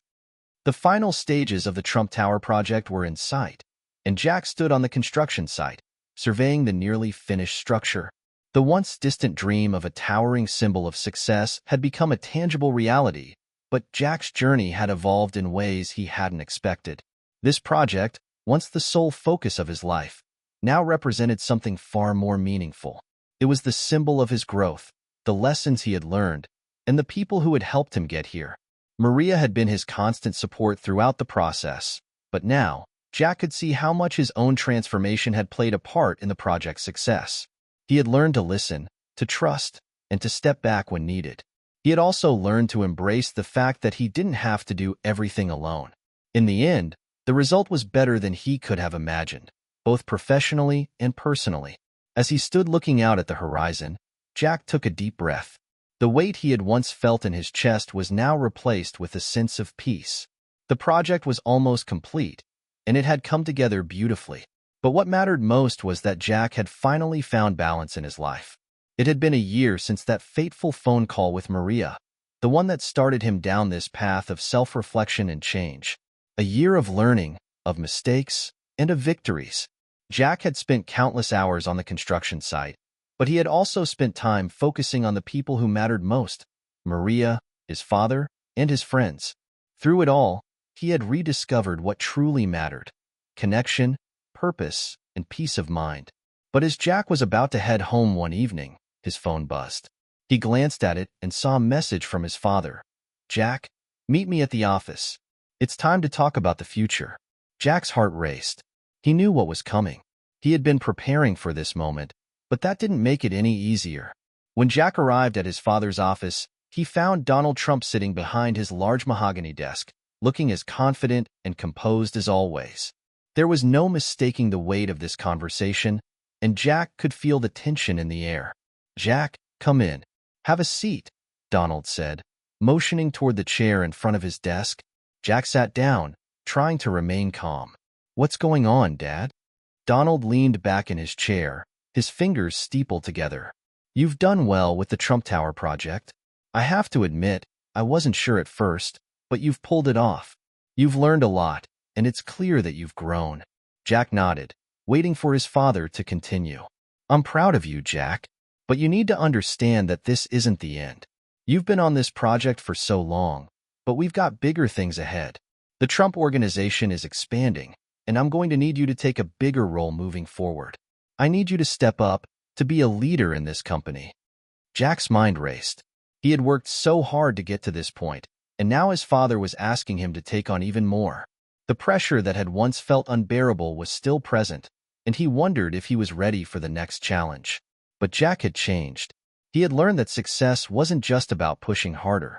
It was about knowing when to step back, when to delegate, and when to protect the things that truly mattered.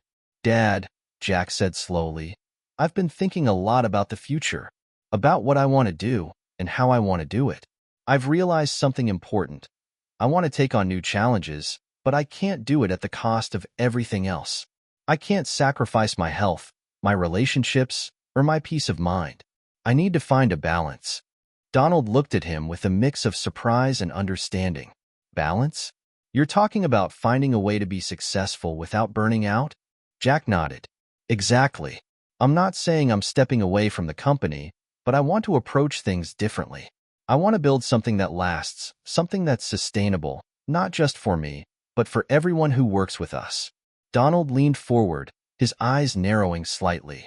Jack could tell his father was thinking it over, weighing the words carefully. After a long pause, Donald finally spoke. "I get it, Jack. I've been pushing you hard, and maybe I didn't always show you the way. But if you can find a way to lead with this new mindset, balance, sustainability, and focus on the people, you've got my support. It's a different approach, but I think you're on the right track." Jack breathed a sigh of relief. It wasn't an easy conversation, but it was the breakthrough he needed. He had come to understand that he didn't have to conform to the relentless pace his father had set. He could lead in his own way, and with his father's blessing, he could do it while maintaining his newfound balance. That night, Jack sat with Maria, reflecting on the day's conversation. She smiled when she saw the look on his face. "How did it go?" Jack chuckled softly. "It went better than I expected. I think Dad finally gets it. He understands that I want to build something that lasts, not just in terms of the business, but in terms of my life. Maria squeezed his hand. I'm so proud of you, Jack. You've come a long way, and you're doing it on your own terms now. Jack smiled back at her, feeling the weight of the world finally lift from his shoulders. He had made it through the toughest time of his life, and now he was ready to step into the future. Not as a man defined by success, but as someone who had found a new purpose, a new direction, and a life that was truly his own. The Trump Tower project was complete, but for Jack, the journey was just beginning. With the Trump Tower project completed, Jack felt a sense of accomplishment that was different from what he had experienced before. The monumental skyscraper stood tall against the skyline, but to him, the real victory wasn't just in the building itself. It was in the lessons he had learned, the relationships he had repaired, and the newfound peace he had found in his life. The days following the completion were filled with celebrations and press conferences, but Jack's focus had shifted. While the world admired the building, he was more concerned with the people who had helped build it and the future of the Trump organization. He had gained a new perspective on leadership, one that wasn't about working yourself into the ground but about building a sustainable future for everyone involved. The first major decision Jack faced after the completion of the Trump Tower project came in the form of a proposal. His father, Donald Trump, had always pushed Jack to take on bigger and more ambitious projects. Now, with the success of the Trump Tower behind them, the organization was looking to expand even further. There were plans for new real estate developments, new ventures abroad, and even a possible hotel chain launch. Jack sat in his office, reviewing the numbers and reports. His phone rang, interrupting his train of thought. It was his father. Jack answered quickly. Jack, how's everything looking? I want to hear your thoughts on the next project. We're considering a new development in Miami. It's big and it's bold. What do you think? Jack felt the weight of the conversation. He had seen this kind of ambition from his father for years, but now, with his own changes in perspective, he was more cautious. I've been thinking a lot about our next steps, Dad. We've done a lot, but I think it's time to consider something different. Not just bigger, but smarter. We need to focus on quality, sustainability, and staying ahead of trends. But we also need to look at the people. How we can empower our employees, give them more room to lead. There was a pause on the other end of the line before Donald responded. Smarter, huh? I get it, Jack. You've been talking about balance and sustainability. I'll give you some time to come up with a plan, but I want to see results. Jack knew his father's approval wasn't always easy to get, but he was relieved that Donald seemed to be willing to listen. They ended the conversation on good terms, with Jack agreeing to lead the team responsible for the next major development. As Jack spent more time overseeing the Trump organization's operations, he realized that a major shift was needed, not just in how the business was run, but in how the company viewed its employees. Jack had been a part of a culture that valued competition, hard work, and results above all else. But now, he saw that the company could thrive without burning people out, that success could come without sacrifice. His goal was to create a company that was a model for the future, one that cared about its employees as much as its bottom line. He implemented new leadership training programs, focused on employee well-being, and began to promote a culture of open communication. He knew that people would be key to the next phase of growth, and by empowering them, they would ultimately be able to drive the organization forward in a way that was sustainable and positive. A few months later, Jack and Maria took a well-deserved vacation to the Caribbean. It had been a long time since they had done something purely for themselves, and Jack couldn't help but reflect on how far he had come. Maria could see the change in him, too. You've come such a long way, Jack. I've watched you grow, and I'm so proud of you. You're a different person now, not just the guy who was obsessed with work. Jack smiled, taking her hand as they walked along the beach.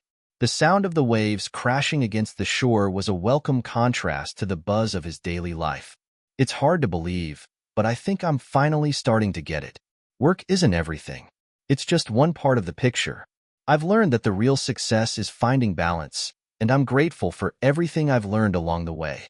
Maria looked at him with affection, knowing that the journey was far from over, but proud of how far he had come. You've done great, Jack, and the future's looking bright. As Jack returned to his work at the Trump organization, he found himself more excited than ever about the possibilities ahead. He was more committed to creating a culture that didn't just revolve around the bottom line, but around making a positive impact on the company, on the community, and on the people who worked with him. His newfound perspective on success had given him the confidence to approach challenges differently, and it had made him a better leader, partner, and person. Months later, Jack stood once again at the top of the Trump Tower, looking out over the city. The skyline stretched far and wide, a reminder of what he had achieved. But now, Jack wasn't just proud of the buildings or the businesses he had helped grow. He was proud of the changes he had made within himself and the ripple effects they had on those around him. He had found a way to lead, to be successful, and to stay true to his values. And that, in the end, was the most important thing of all. As Jack continued to navigate his newfound role at the Trump Organization, he began to realize that the next big step in his journey wasn't just about personal growth or business success. It was about giving back. He had been so focused on achieving greatness that he had overlooked the importance of helping others along the way. Now, with a better understanding of leadership and responsibility, he felt compelled to make a difference in his community. It was a crisp winter morning when Jack had an epiphany. As he sat in his office, reviewing reports, he glanced out the window at the bustling city below.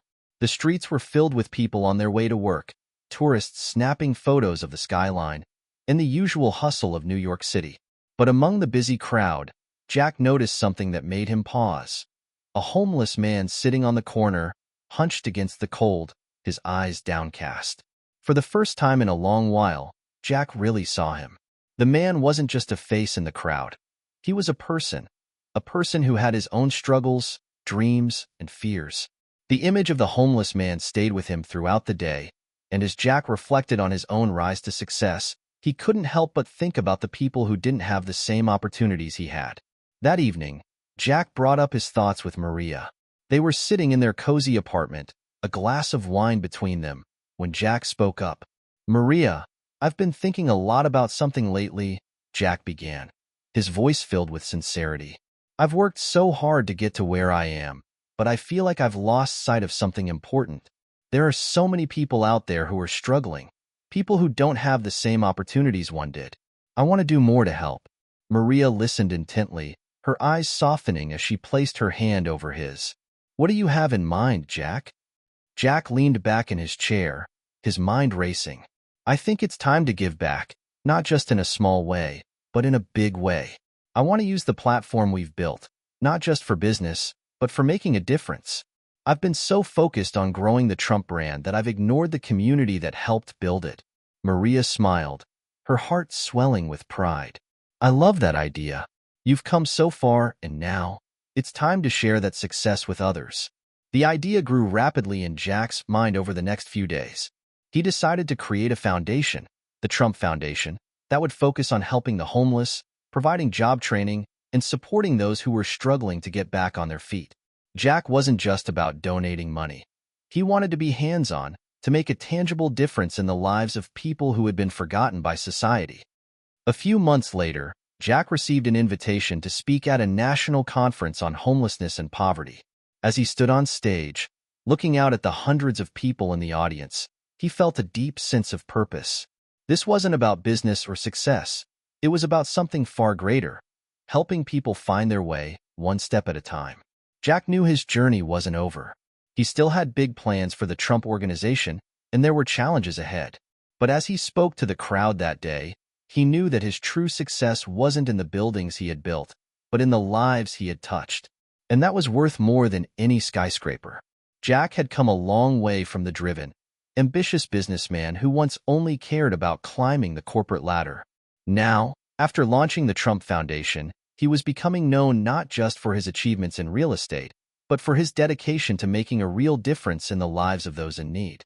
But even with all the success, he was learning something far more important: the lasting impact of kindness, generosity, and second chances.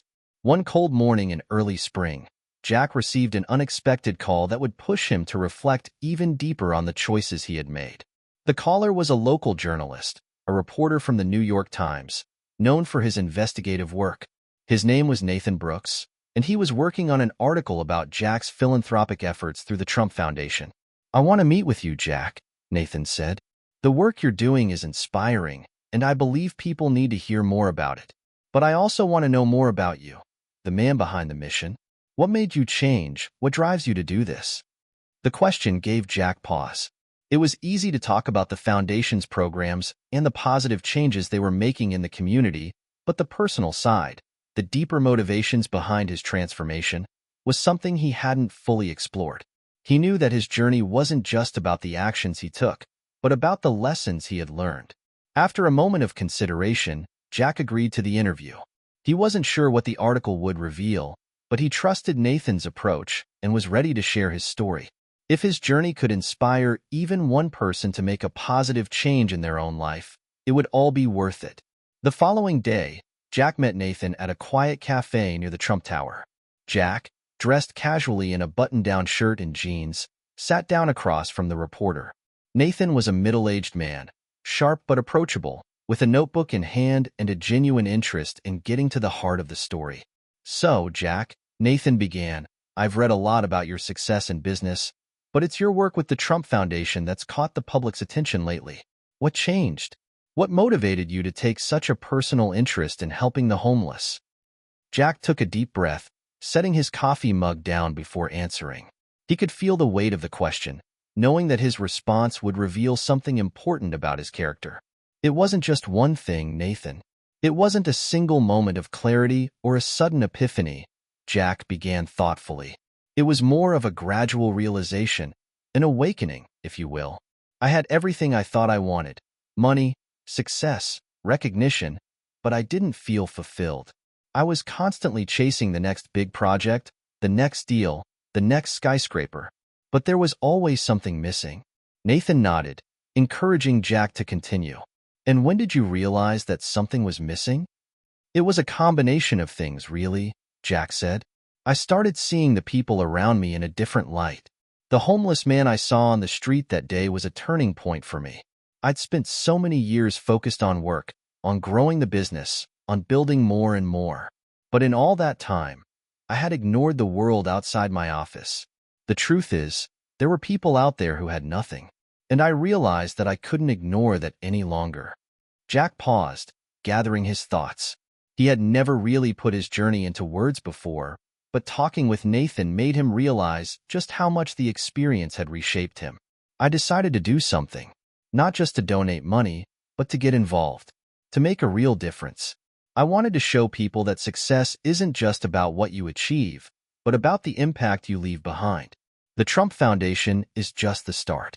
I want to do more. I want to help more people, to give them the tools to succeed, just like I was given."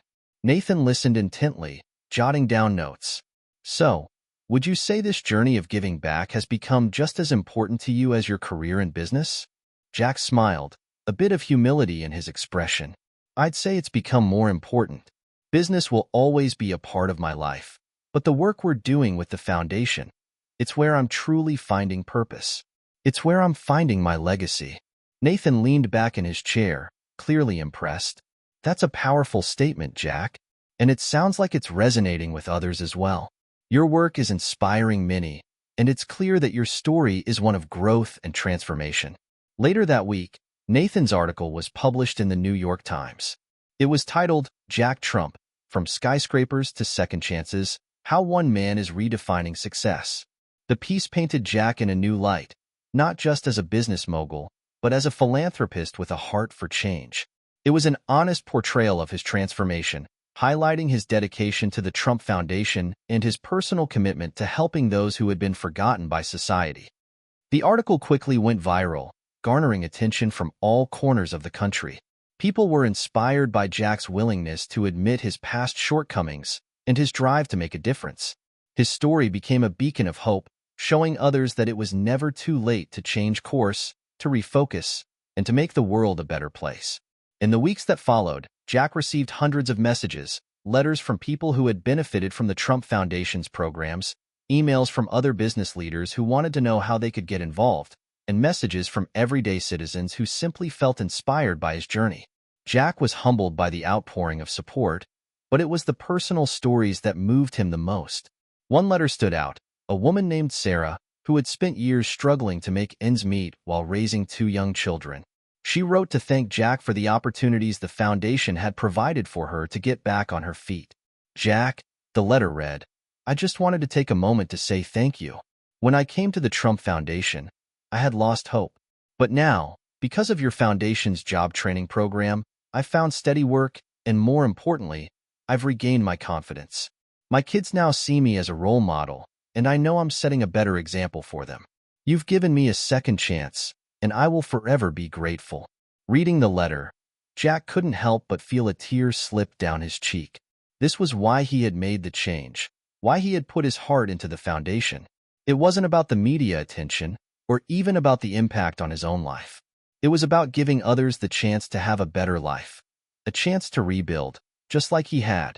The story of Jack Trump's transformation wasn't just about personal growth. It was about creating a legacy of hope, of second chances, and of giving people the tools they needed to rewrite their own stories. Jack was learning that true success wasn't about how much money he made or how many projects he completed. It was about how many lives he could change for the better. As Jack looked out at the skyline of New York, now from a different perspective, he smiled. There was more work to be done, but he knew he was on the right path. As Jack's journey continued, the effects of his transformation spread far beyond his personal growth. The Trump Foundation was making significant strides, and the ripple effect of Jack's commitment to giving back was being felt in communities across the country. But with success came new challenges, and Jack was about to discover that making a difference wasn't always as straightforward as it seemed. The foundation had grown exponentially, and with it, the demands on Jack's time and energy. He found himself juggling meetings, fundraisers, and events while still overseeing his business ventures. Despite his deep commitment to the cause, Jack began to feel the weight of his responsibilities pressing down on him. The sheer scale of the foundation's initiatives was overwhelming at times, and he knew he couldn't do it alone. Maria, ever by his side, noticed the strain. She knew Jack had a heart of gold, but she also knew he couldn't burn himself out. One evening, as they sat down for dinner, she decided it was time to have a serious conversation. Jack, I can see how much you're doing for the foundation, but I'm worried about you, Maria said, her voice gentle but firm. You're pushing yourself too hard. I know you want to help everyone, but you can't do it all by yourself. Jack set down his fork and met Maria's eyes. I know, Maria, but these people need us. They need someone to believe in them, to show them there's hope. Maria nodded. And you've done that. But you also need to take care of yourself. If you burn out, who will be there to help them? You can't give from an empty cup. Her words hit home for Jack. He had been so focused on making a difference that he had neglected his own well-being. He realized that, while he had built the foundation to help others, he also needed to ensure he had the energy to continue pushing forward. I get it, Maria, Jack admitted, his shoulders sagging. I guess I've been so caught up in this that I forgot about taking care of myself. But you're right. I need to find a balance. Maria smiled softly. It's okay. We'll figure it out together. The next day, Jack took a step back to reassess his priorities. He spent time talking to his team at the foundation, delegating more responsibilities to trusted individuals, and carving out time in his schedule for rest and reflection.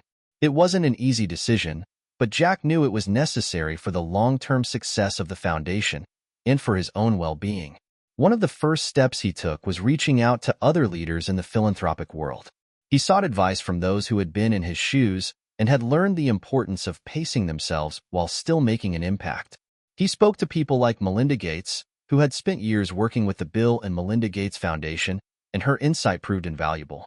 Jack, Melinda had said during their phone call, you're doing incredible work, but don't forget that the journey is long.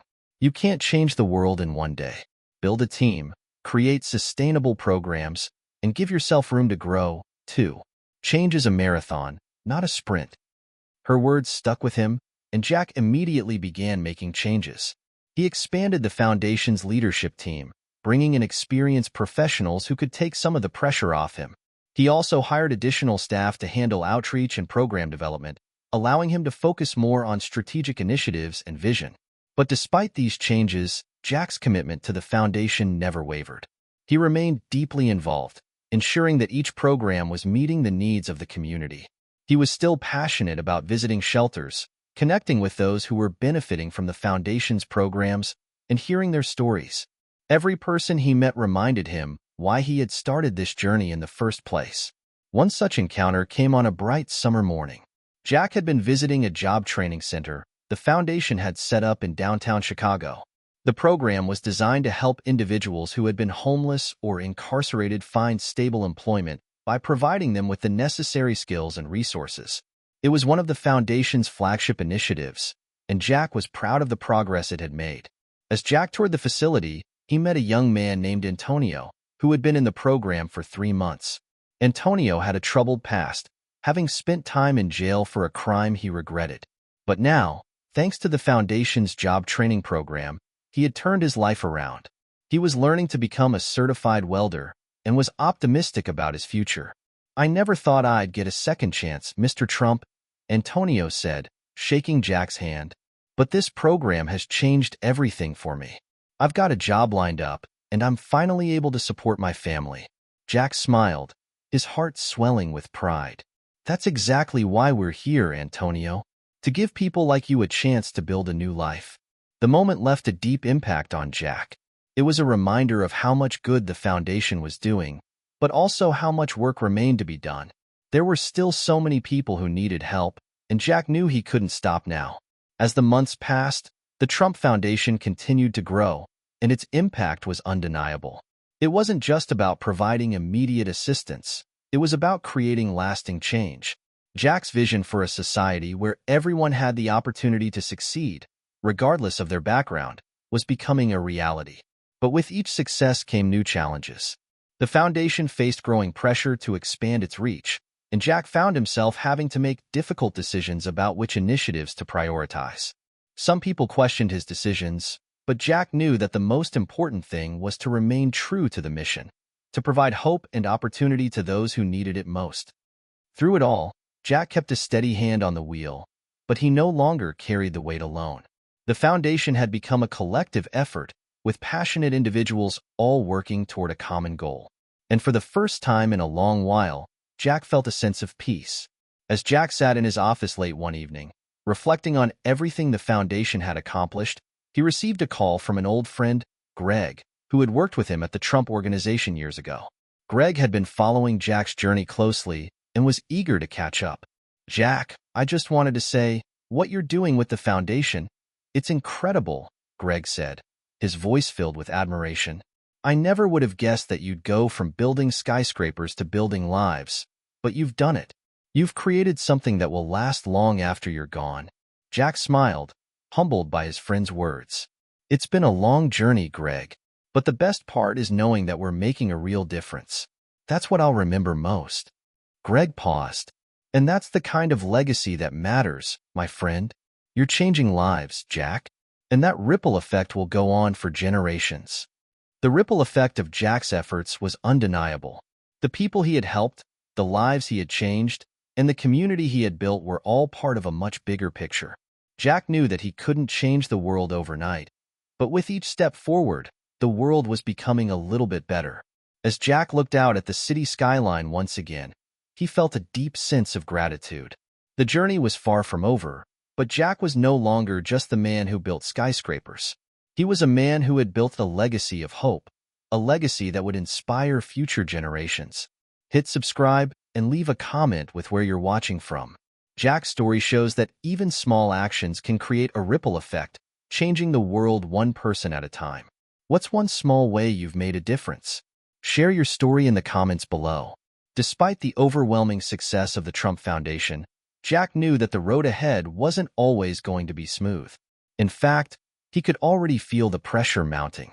The larger the foundation grew, the more complex the challenges became. There were unforeseen obstacles, skeptical critics, and, most unexpectedly, a storm that threatened to undo everything he had worked so hard for. It began one morning with a phone call. The voice on the other end was unfamiliar, but the words were chilling. "Mr. Trump, this is Lisa Matthews, and I represent a group of investors who are concerned about your foundation. We've been looking into your operations, and we have some serious questions about the transparency of your funding." Jack immediately felt his pulse quicken. The foundation had always been committed to transparency, ensuring that donations were used effectively and for the right causes. So why the sudden concern? This was the first time he'd heard anything like this, and he needed to get to the bottom of it fast. Can you elaborate? Jack asked, trying to keep his voice steady. We've discovered several inconsistencies in your recent financial reports, Lisa continued. There are donations that don't appear to match your public records, and there are questions about how some funds were allocated. Our investors are concerned, and we need answers. Jack felt a knot form in his stomach. This wasn't just a minor issue. This could tarnish everything the foundation had worked for. His mind raced as he thought about all the people the foundation had helped, and the possibility that one mistake could undo it all. I understand the gravity of the situation, Jack replied, trying to remain calm. I'll look into it right away and get back to you as soon as possible. As soon as he hung up the phone, Jack called Maria and his legal team. The foundation had always maintained a strict policy of financial transparency, but Jack knew this could be the beginning of something much bigger. If there was even a shred of truth to the allegations, it could derail everything. Maria arrived at his office within an hour, her face filled with concern. Jack, what's going on? She asked, sitting down across from him. Jack ran a hand through his hair. We've got a problem, Maria. Someone's questioning our financials. They've uncovered discrepancies in our reports, and now we have to figure out what happened. Maria took a deep breath. Have you spoken to the accountants? Could it be a mistake? I'm hoping it's just a misunderstanding, Jack said, his voice tight with frustration. But if there's even a chance that something went wrong, we need to fix it immediately. For the next few days, Jack and his team worked tirelessly to investigate the claims. They pulled up every financial document, every donation report, and every budget entry. As they dug deeper, they uncovered something far more troubling than they could have anticipated. There had been an error in one of the foundation's reports, an accounting oversight that had led to the appearance of missing funds. While the mistake wasn't intentional, it was still a serious issue. Jack knew they couldn't just sweep it under the rug. They had to own up to the error and make it right, no matter the cost. After consulting with his legal team, Jack decided the best course of action was to make a public statement. It was important to be transparent with the public, especially with the people who had supported the foundation over the years. He needed to restore trust, and he couldn't do that if he hid from the truth. The statement was scheduled for a press conference the following week, and Jack spent days preparing for it. The stakes were high. He knew that how he handled this situation would define the future of the Trump Foundation. The day of the press conference arrived, and Jack stood before the cameras, feeling the weight of the moment. Reporters from all over the country had gathered, and the pressure was immense. He knew they were ready to pounce on any weakness they could find. Ladies and gentlemen, thank you for being here today, Jack began, his voice steady despite the nervousness swirling inside him. I'm here to address some concerns that have been raised regarding the financial operations of the Trump Foundation. He paused, letting the weight of his words sink in. We recently discovered an error in one of our financial reports. Some donations were misallocated due to an accounting oversight, and we take full responsibility for this mistake. The room was silent, every reporter hanging on to his every word. We've already begun taking the necessary steps to correct this issue. We've consulted with our auditors, and we're implementing a new system to ensure that this never happens again. Our commitment to transparency and accountability remains unchanged, and we are dedicated to regaining your trust. Jack looked out over the crowd, meeting the eyes of the reporters and the people watching at home. He knew this was a pivotal moment, a moment that would test not only the foundation but also his character. I want to be clear, this was a mistake, but it was an honest mistake, and we are doing everything in our power to make it right. The Trump Foundation has always been about helping those in need, and that will never change. With that, he finished the press conference and stepped away from the podium. His heart was racing, but he felt a sense of relief. He had been open, transparent, and honest. Now, it was up to the public to decide whether they believed in his commitment to doing the right thing. The aftermath of the press conference was intense. News outlets ran with the story, some praising Jack's honesty, while others questioned whether this would mark the end of the Trump Foundation's credibility. But Jack didn't dwell on the negativity. He knew that the only way to move forward was through action, not words. The next few weeks were spent working with his team to rebuild the foundation's reputation. They doubled down on their commitment to transparency, releasing detailed financial reports for the public to review and holding additional town halls to answer any questions from supporters. Jack also took the opportunity to meet with some of the individuals and families who had benefited from the foundation's programs. They, more than anyone, understood the importance of the work they were doing and were willing to stand by the foundation through the storm. One evening, as Jack sat alone in his office, he received a call from Maria. Her voice was filled with hope. "Jack, you won't believe this," she said, excitement in her voice. "We've just received a donation from a major corporation. It's the largest single donation we've ever gotten. They're backing us 100%. They believe in the work we're doing, and they want to help." Jack smiled, a weight lifting from his shoulders. The storm had passed, but the foundation had weathered it stronger than ever. The public had rallied around them, and they had emerged from the crisis with renewed determination. The Trump Foundation wasn't just a reflection of Jack's success. It was a living, breathing testament to the power of second chances, of overcoming adversity, and of turning mistakes into opportunities for growth. And Jack knew, no matter what came next, he was ready. The storm that had threatened to tear the Trump Foundation apart had passed, but Jack knew that this was not the end of his journey. It was just another step forward. As the foundation regained its footing and began to thrive once more, Jack felt the deep desire to not just rebuild, but to elevate. His mission was clear: to create a lasting legacy that would continue to inspire future generations beyond the challenges and the media storms.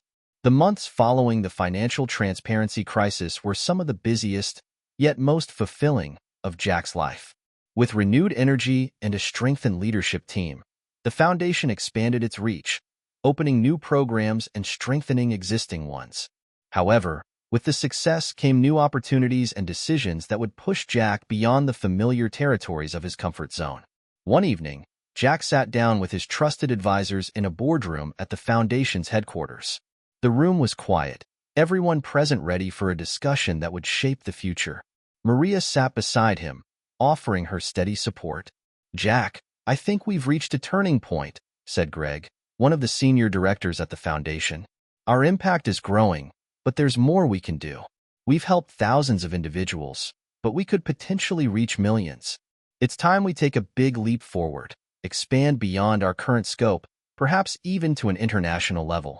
Jack leaned forward, his eyes narrowing as he processed the idea.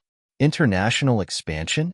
I've thought about it, but I've always felt that there's so much more to be done right here in the US before we spread ourselves too thin." Greg nodded, understanding Jack's hesitation. "I get that. But think about it. There are millions of people across the globe who need the same kind of support that we've been providing.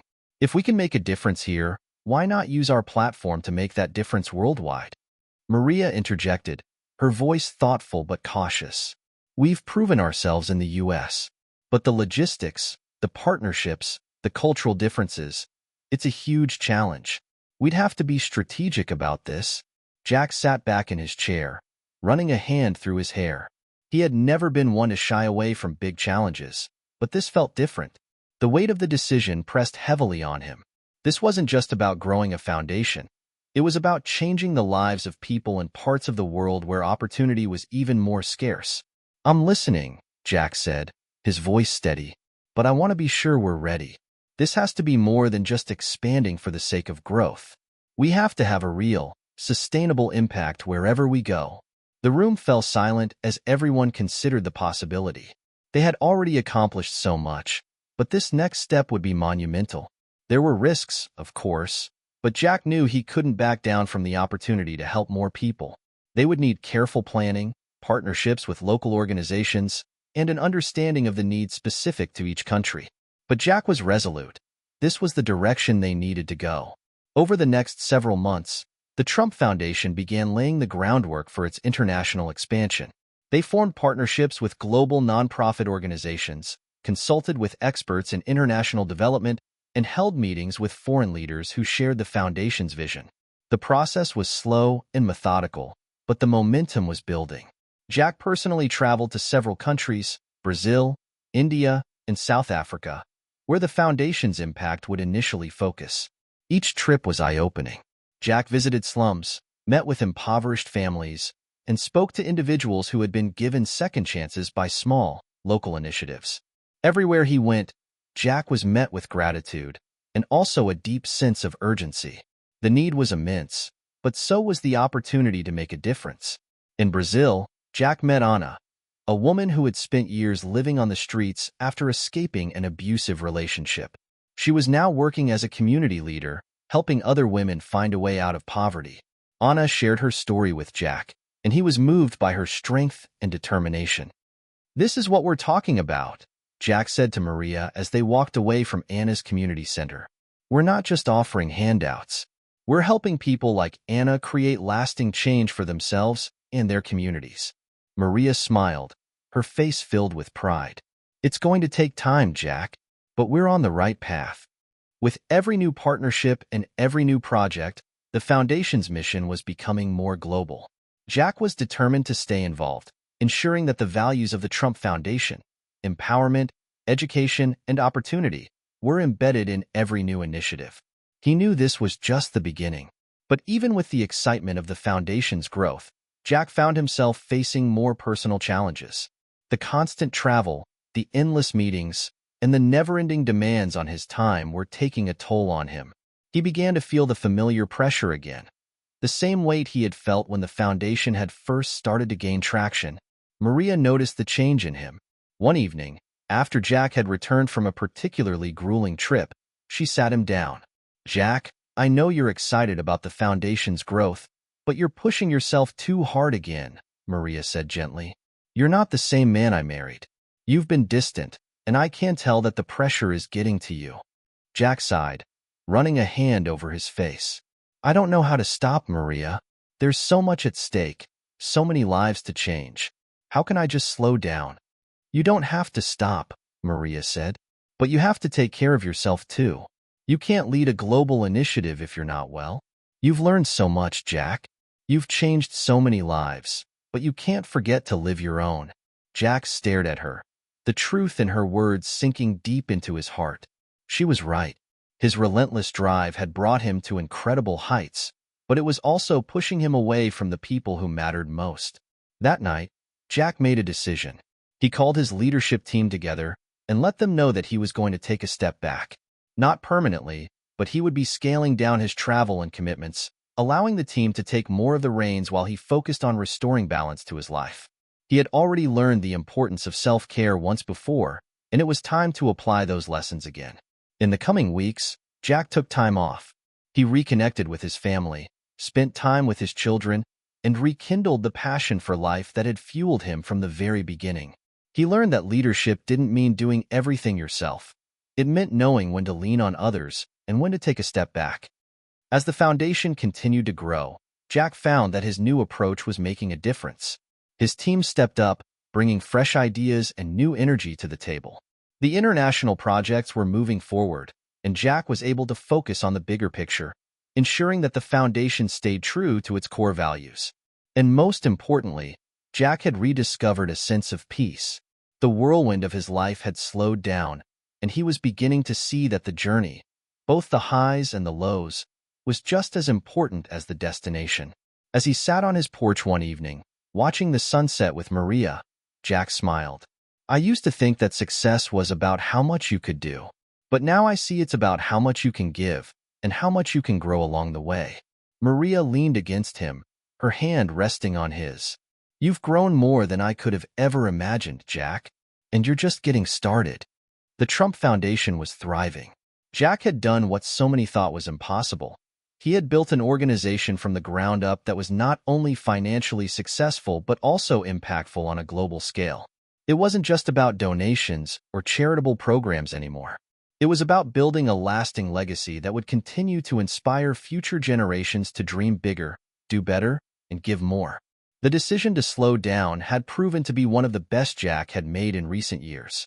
It allowed him to refocus, not just on the Foundation's growth, but on its core mission. He was able to delegate more responsibility to his team, empowering them to make important decisions while he guided the broader vision. The team had grown stronger, and the foundation had expanded its reach even further, helping countless people around the world. However, Jack knew that true success wasn't measured by just the numbers, whether they were financial or the number of people helped. It was about the impact, the lives that were changed, and the ripple effect that a single act of kindness could create. Jack found himself reflecting on the journey, the struggles, the obstacles, and the triumphs. It wasn't an easy path. He had faced doubts, criticisms, and even moments when he questioned whether he could continue. But through it all, one thing had kept him going: the belief that every single life mattered. And with the foundation, he had the power to change some of those lives for the better. One sunny afternoon, Jack found himself in the familiar community center he had visited years ago, back when he first started with the foundation. The same place where he had met Anna, the woman who had inspired him to think beyond the United States and expand the foundation's reach. It was a reminder of how far he had come and how much further there was to go. Anna was there, just as she had been before, her community thriving with the support they had received from the foundation. She greeted Jack with a warm hug, her eyes sparkling with gratitude. "Jack," she said, "I don't know if I'll ever be able to thank you enough for everything you've done.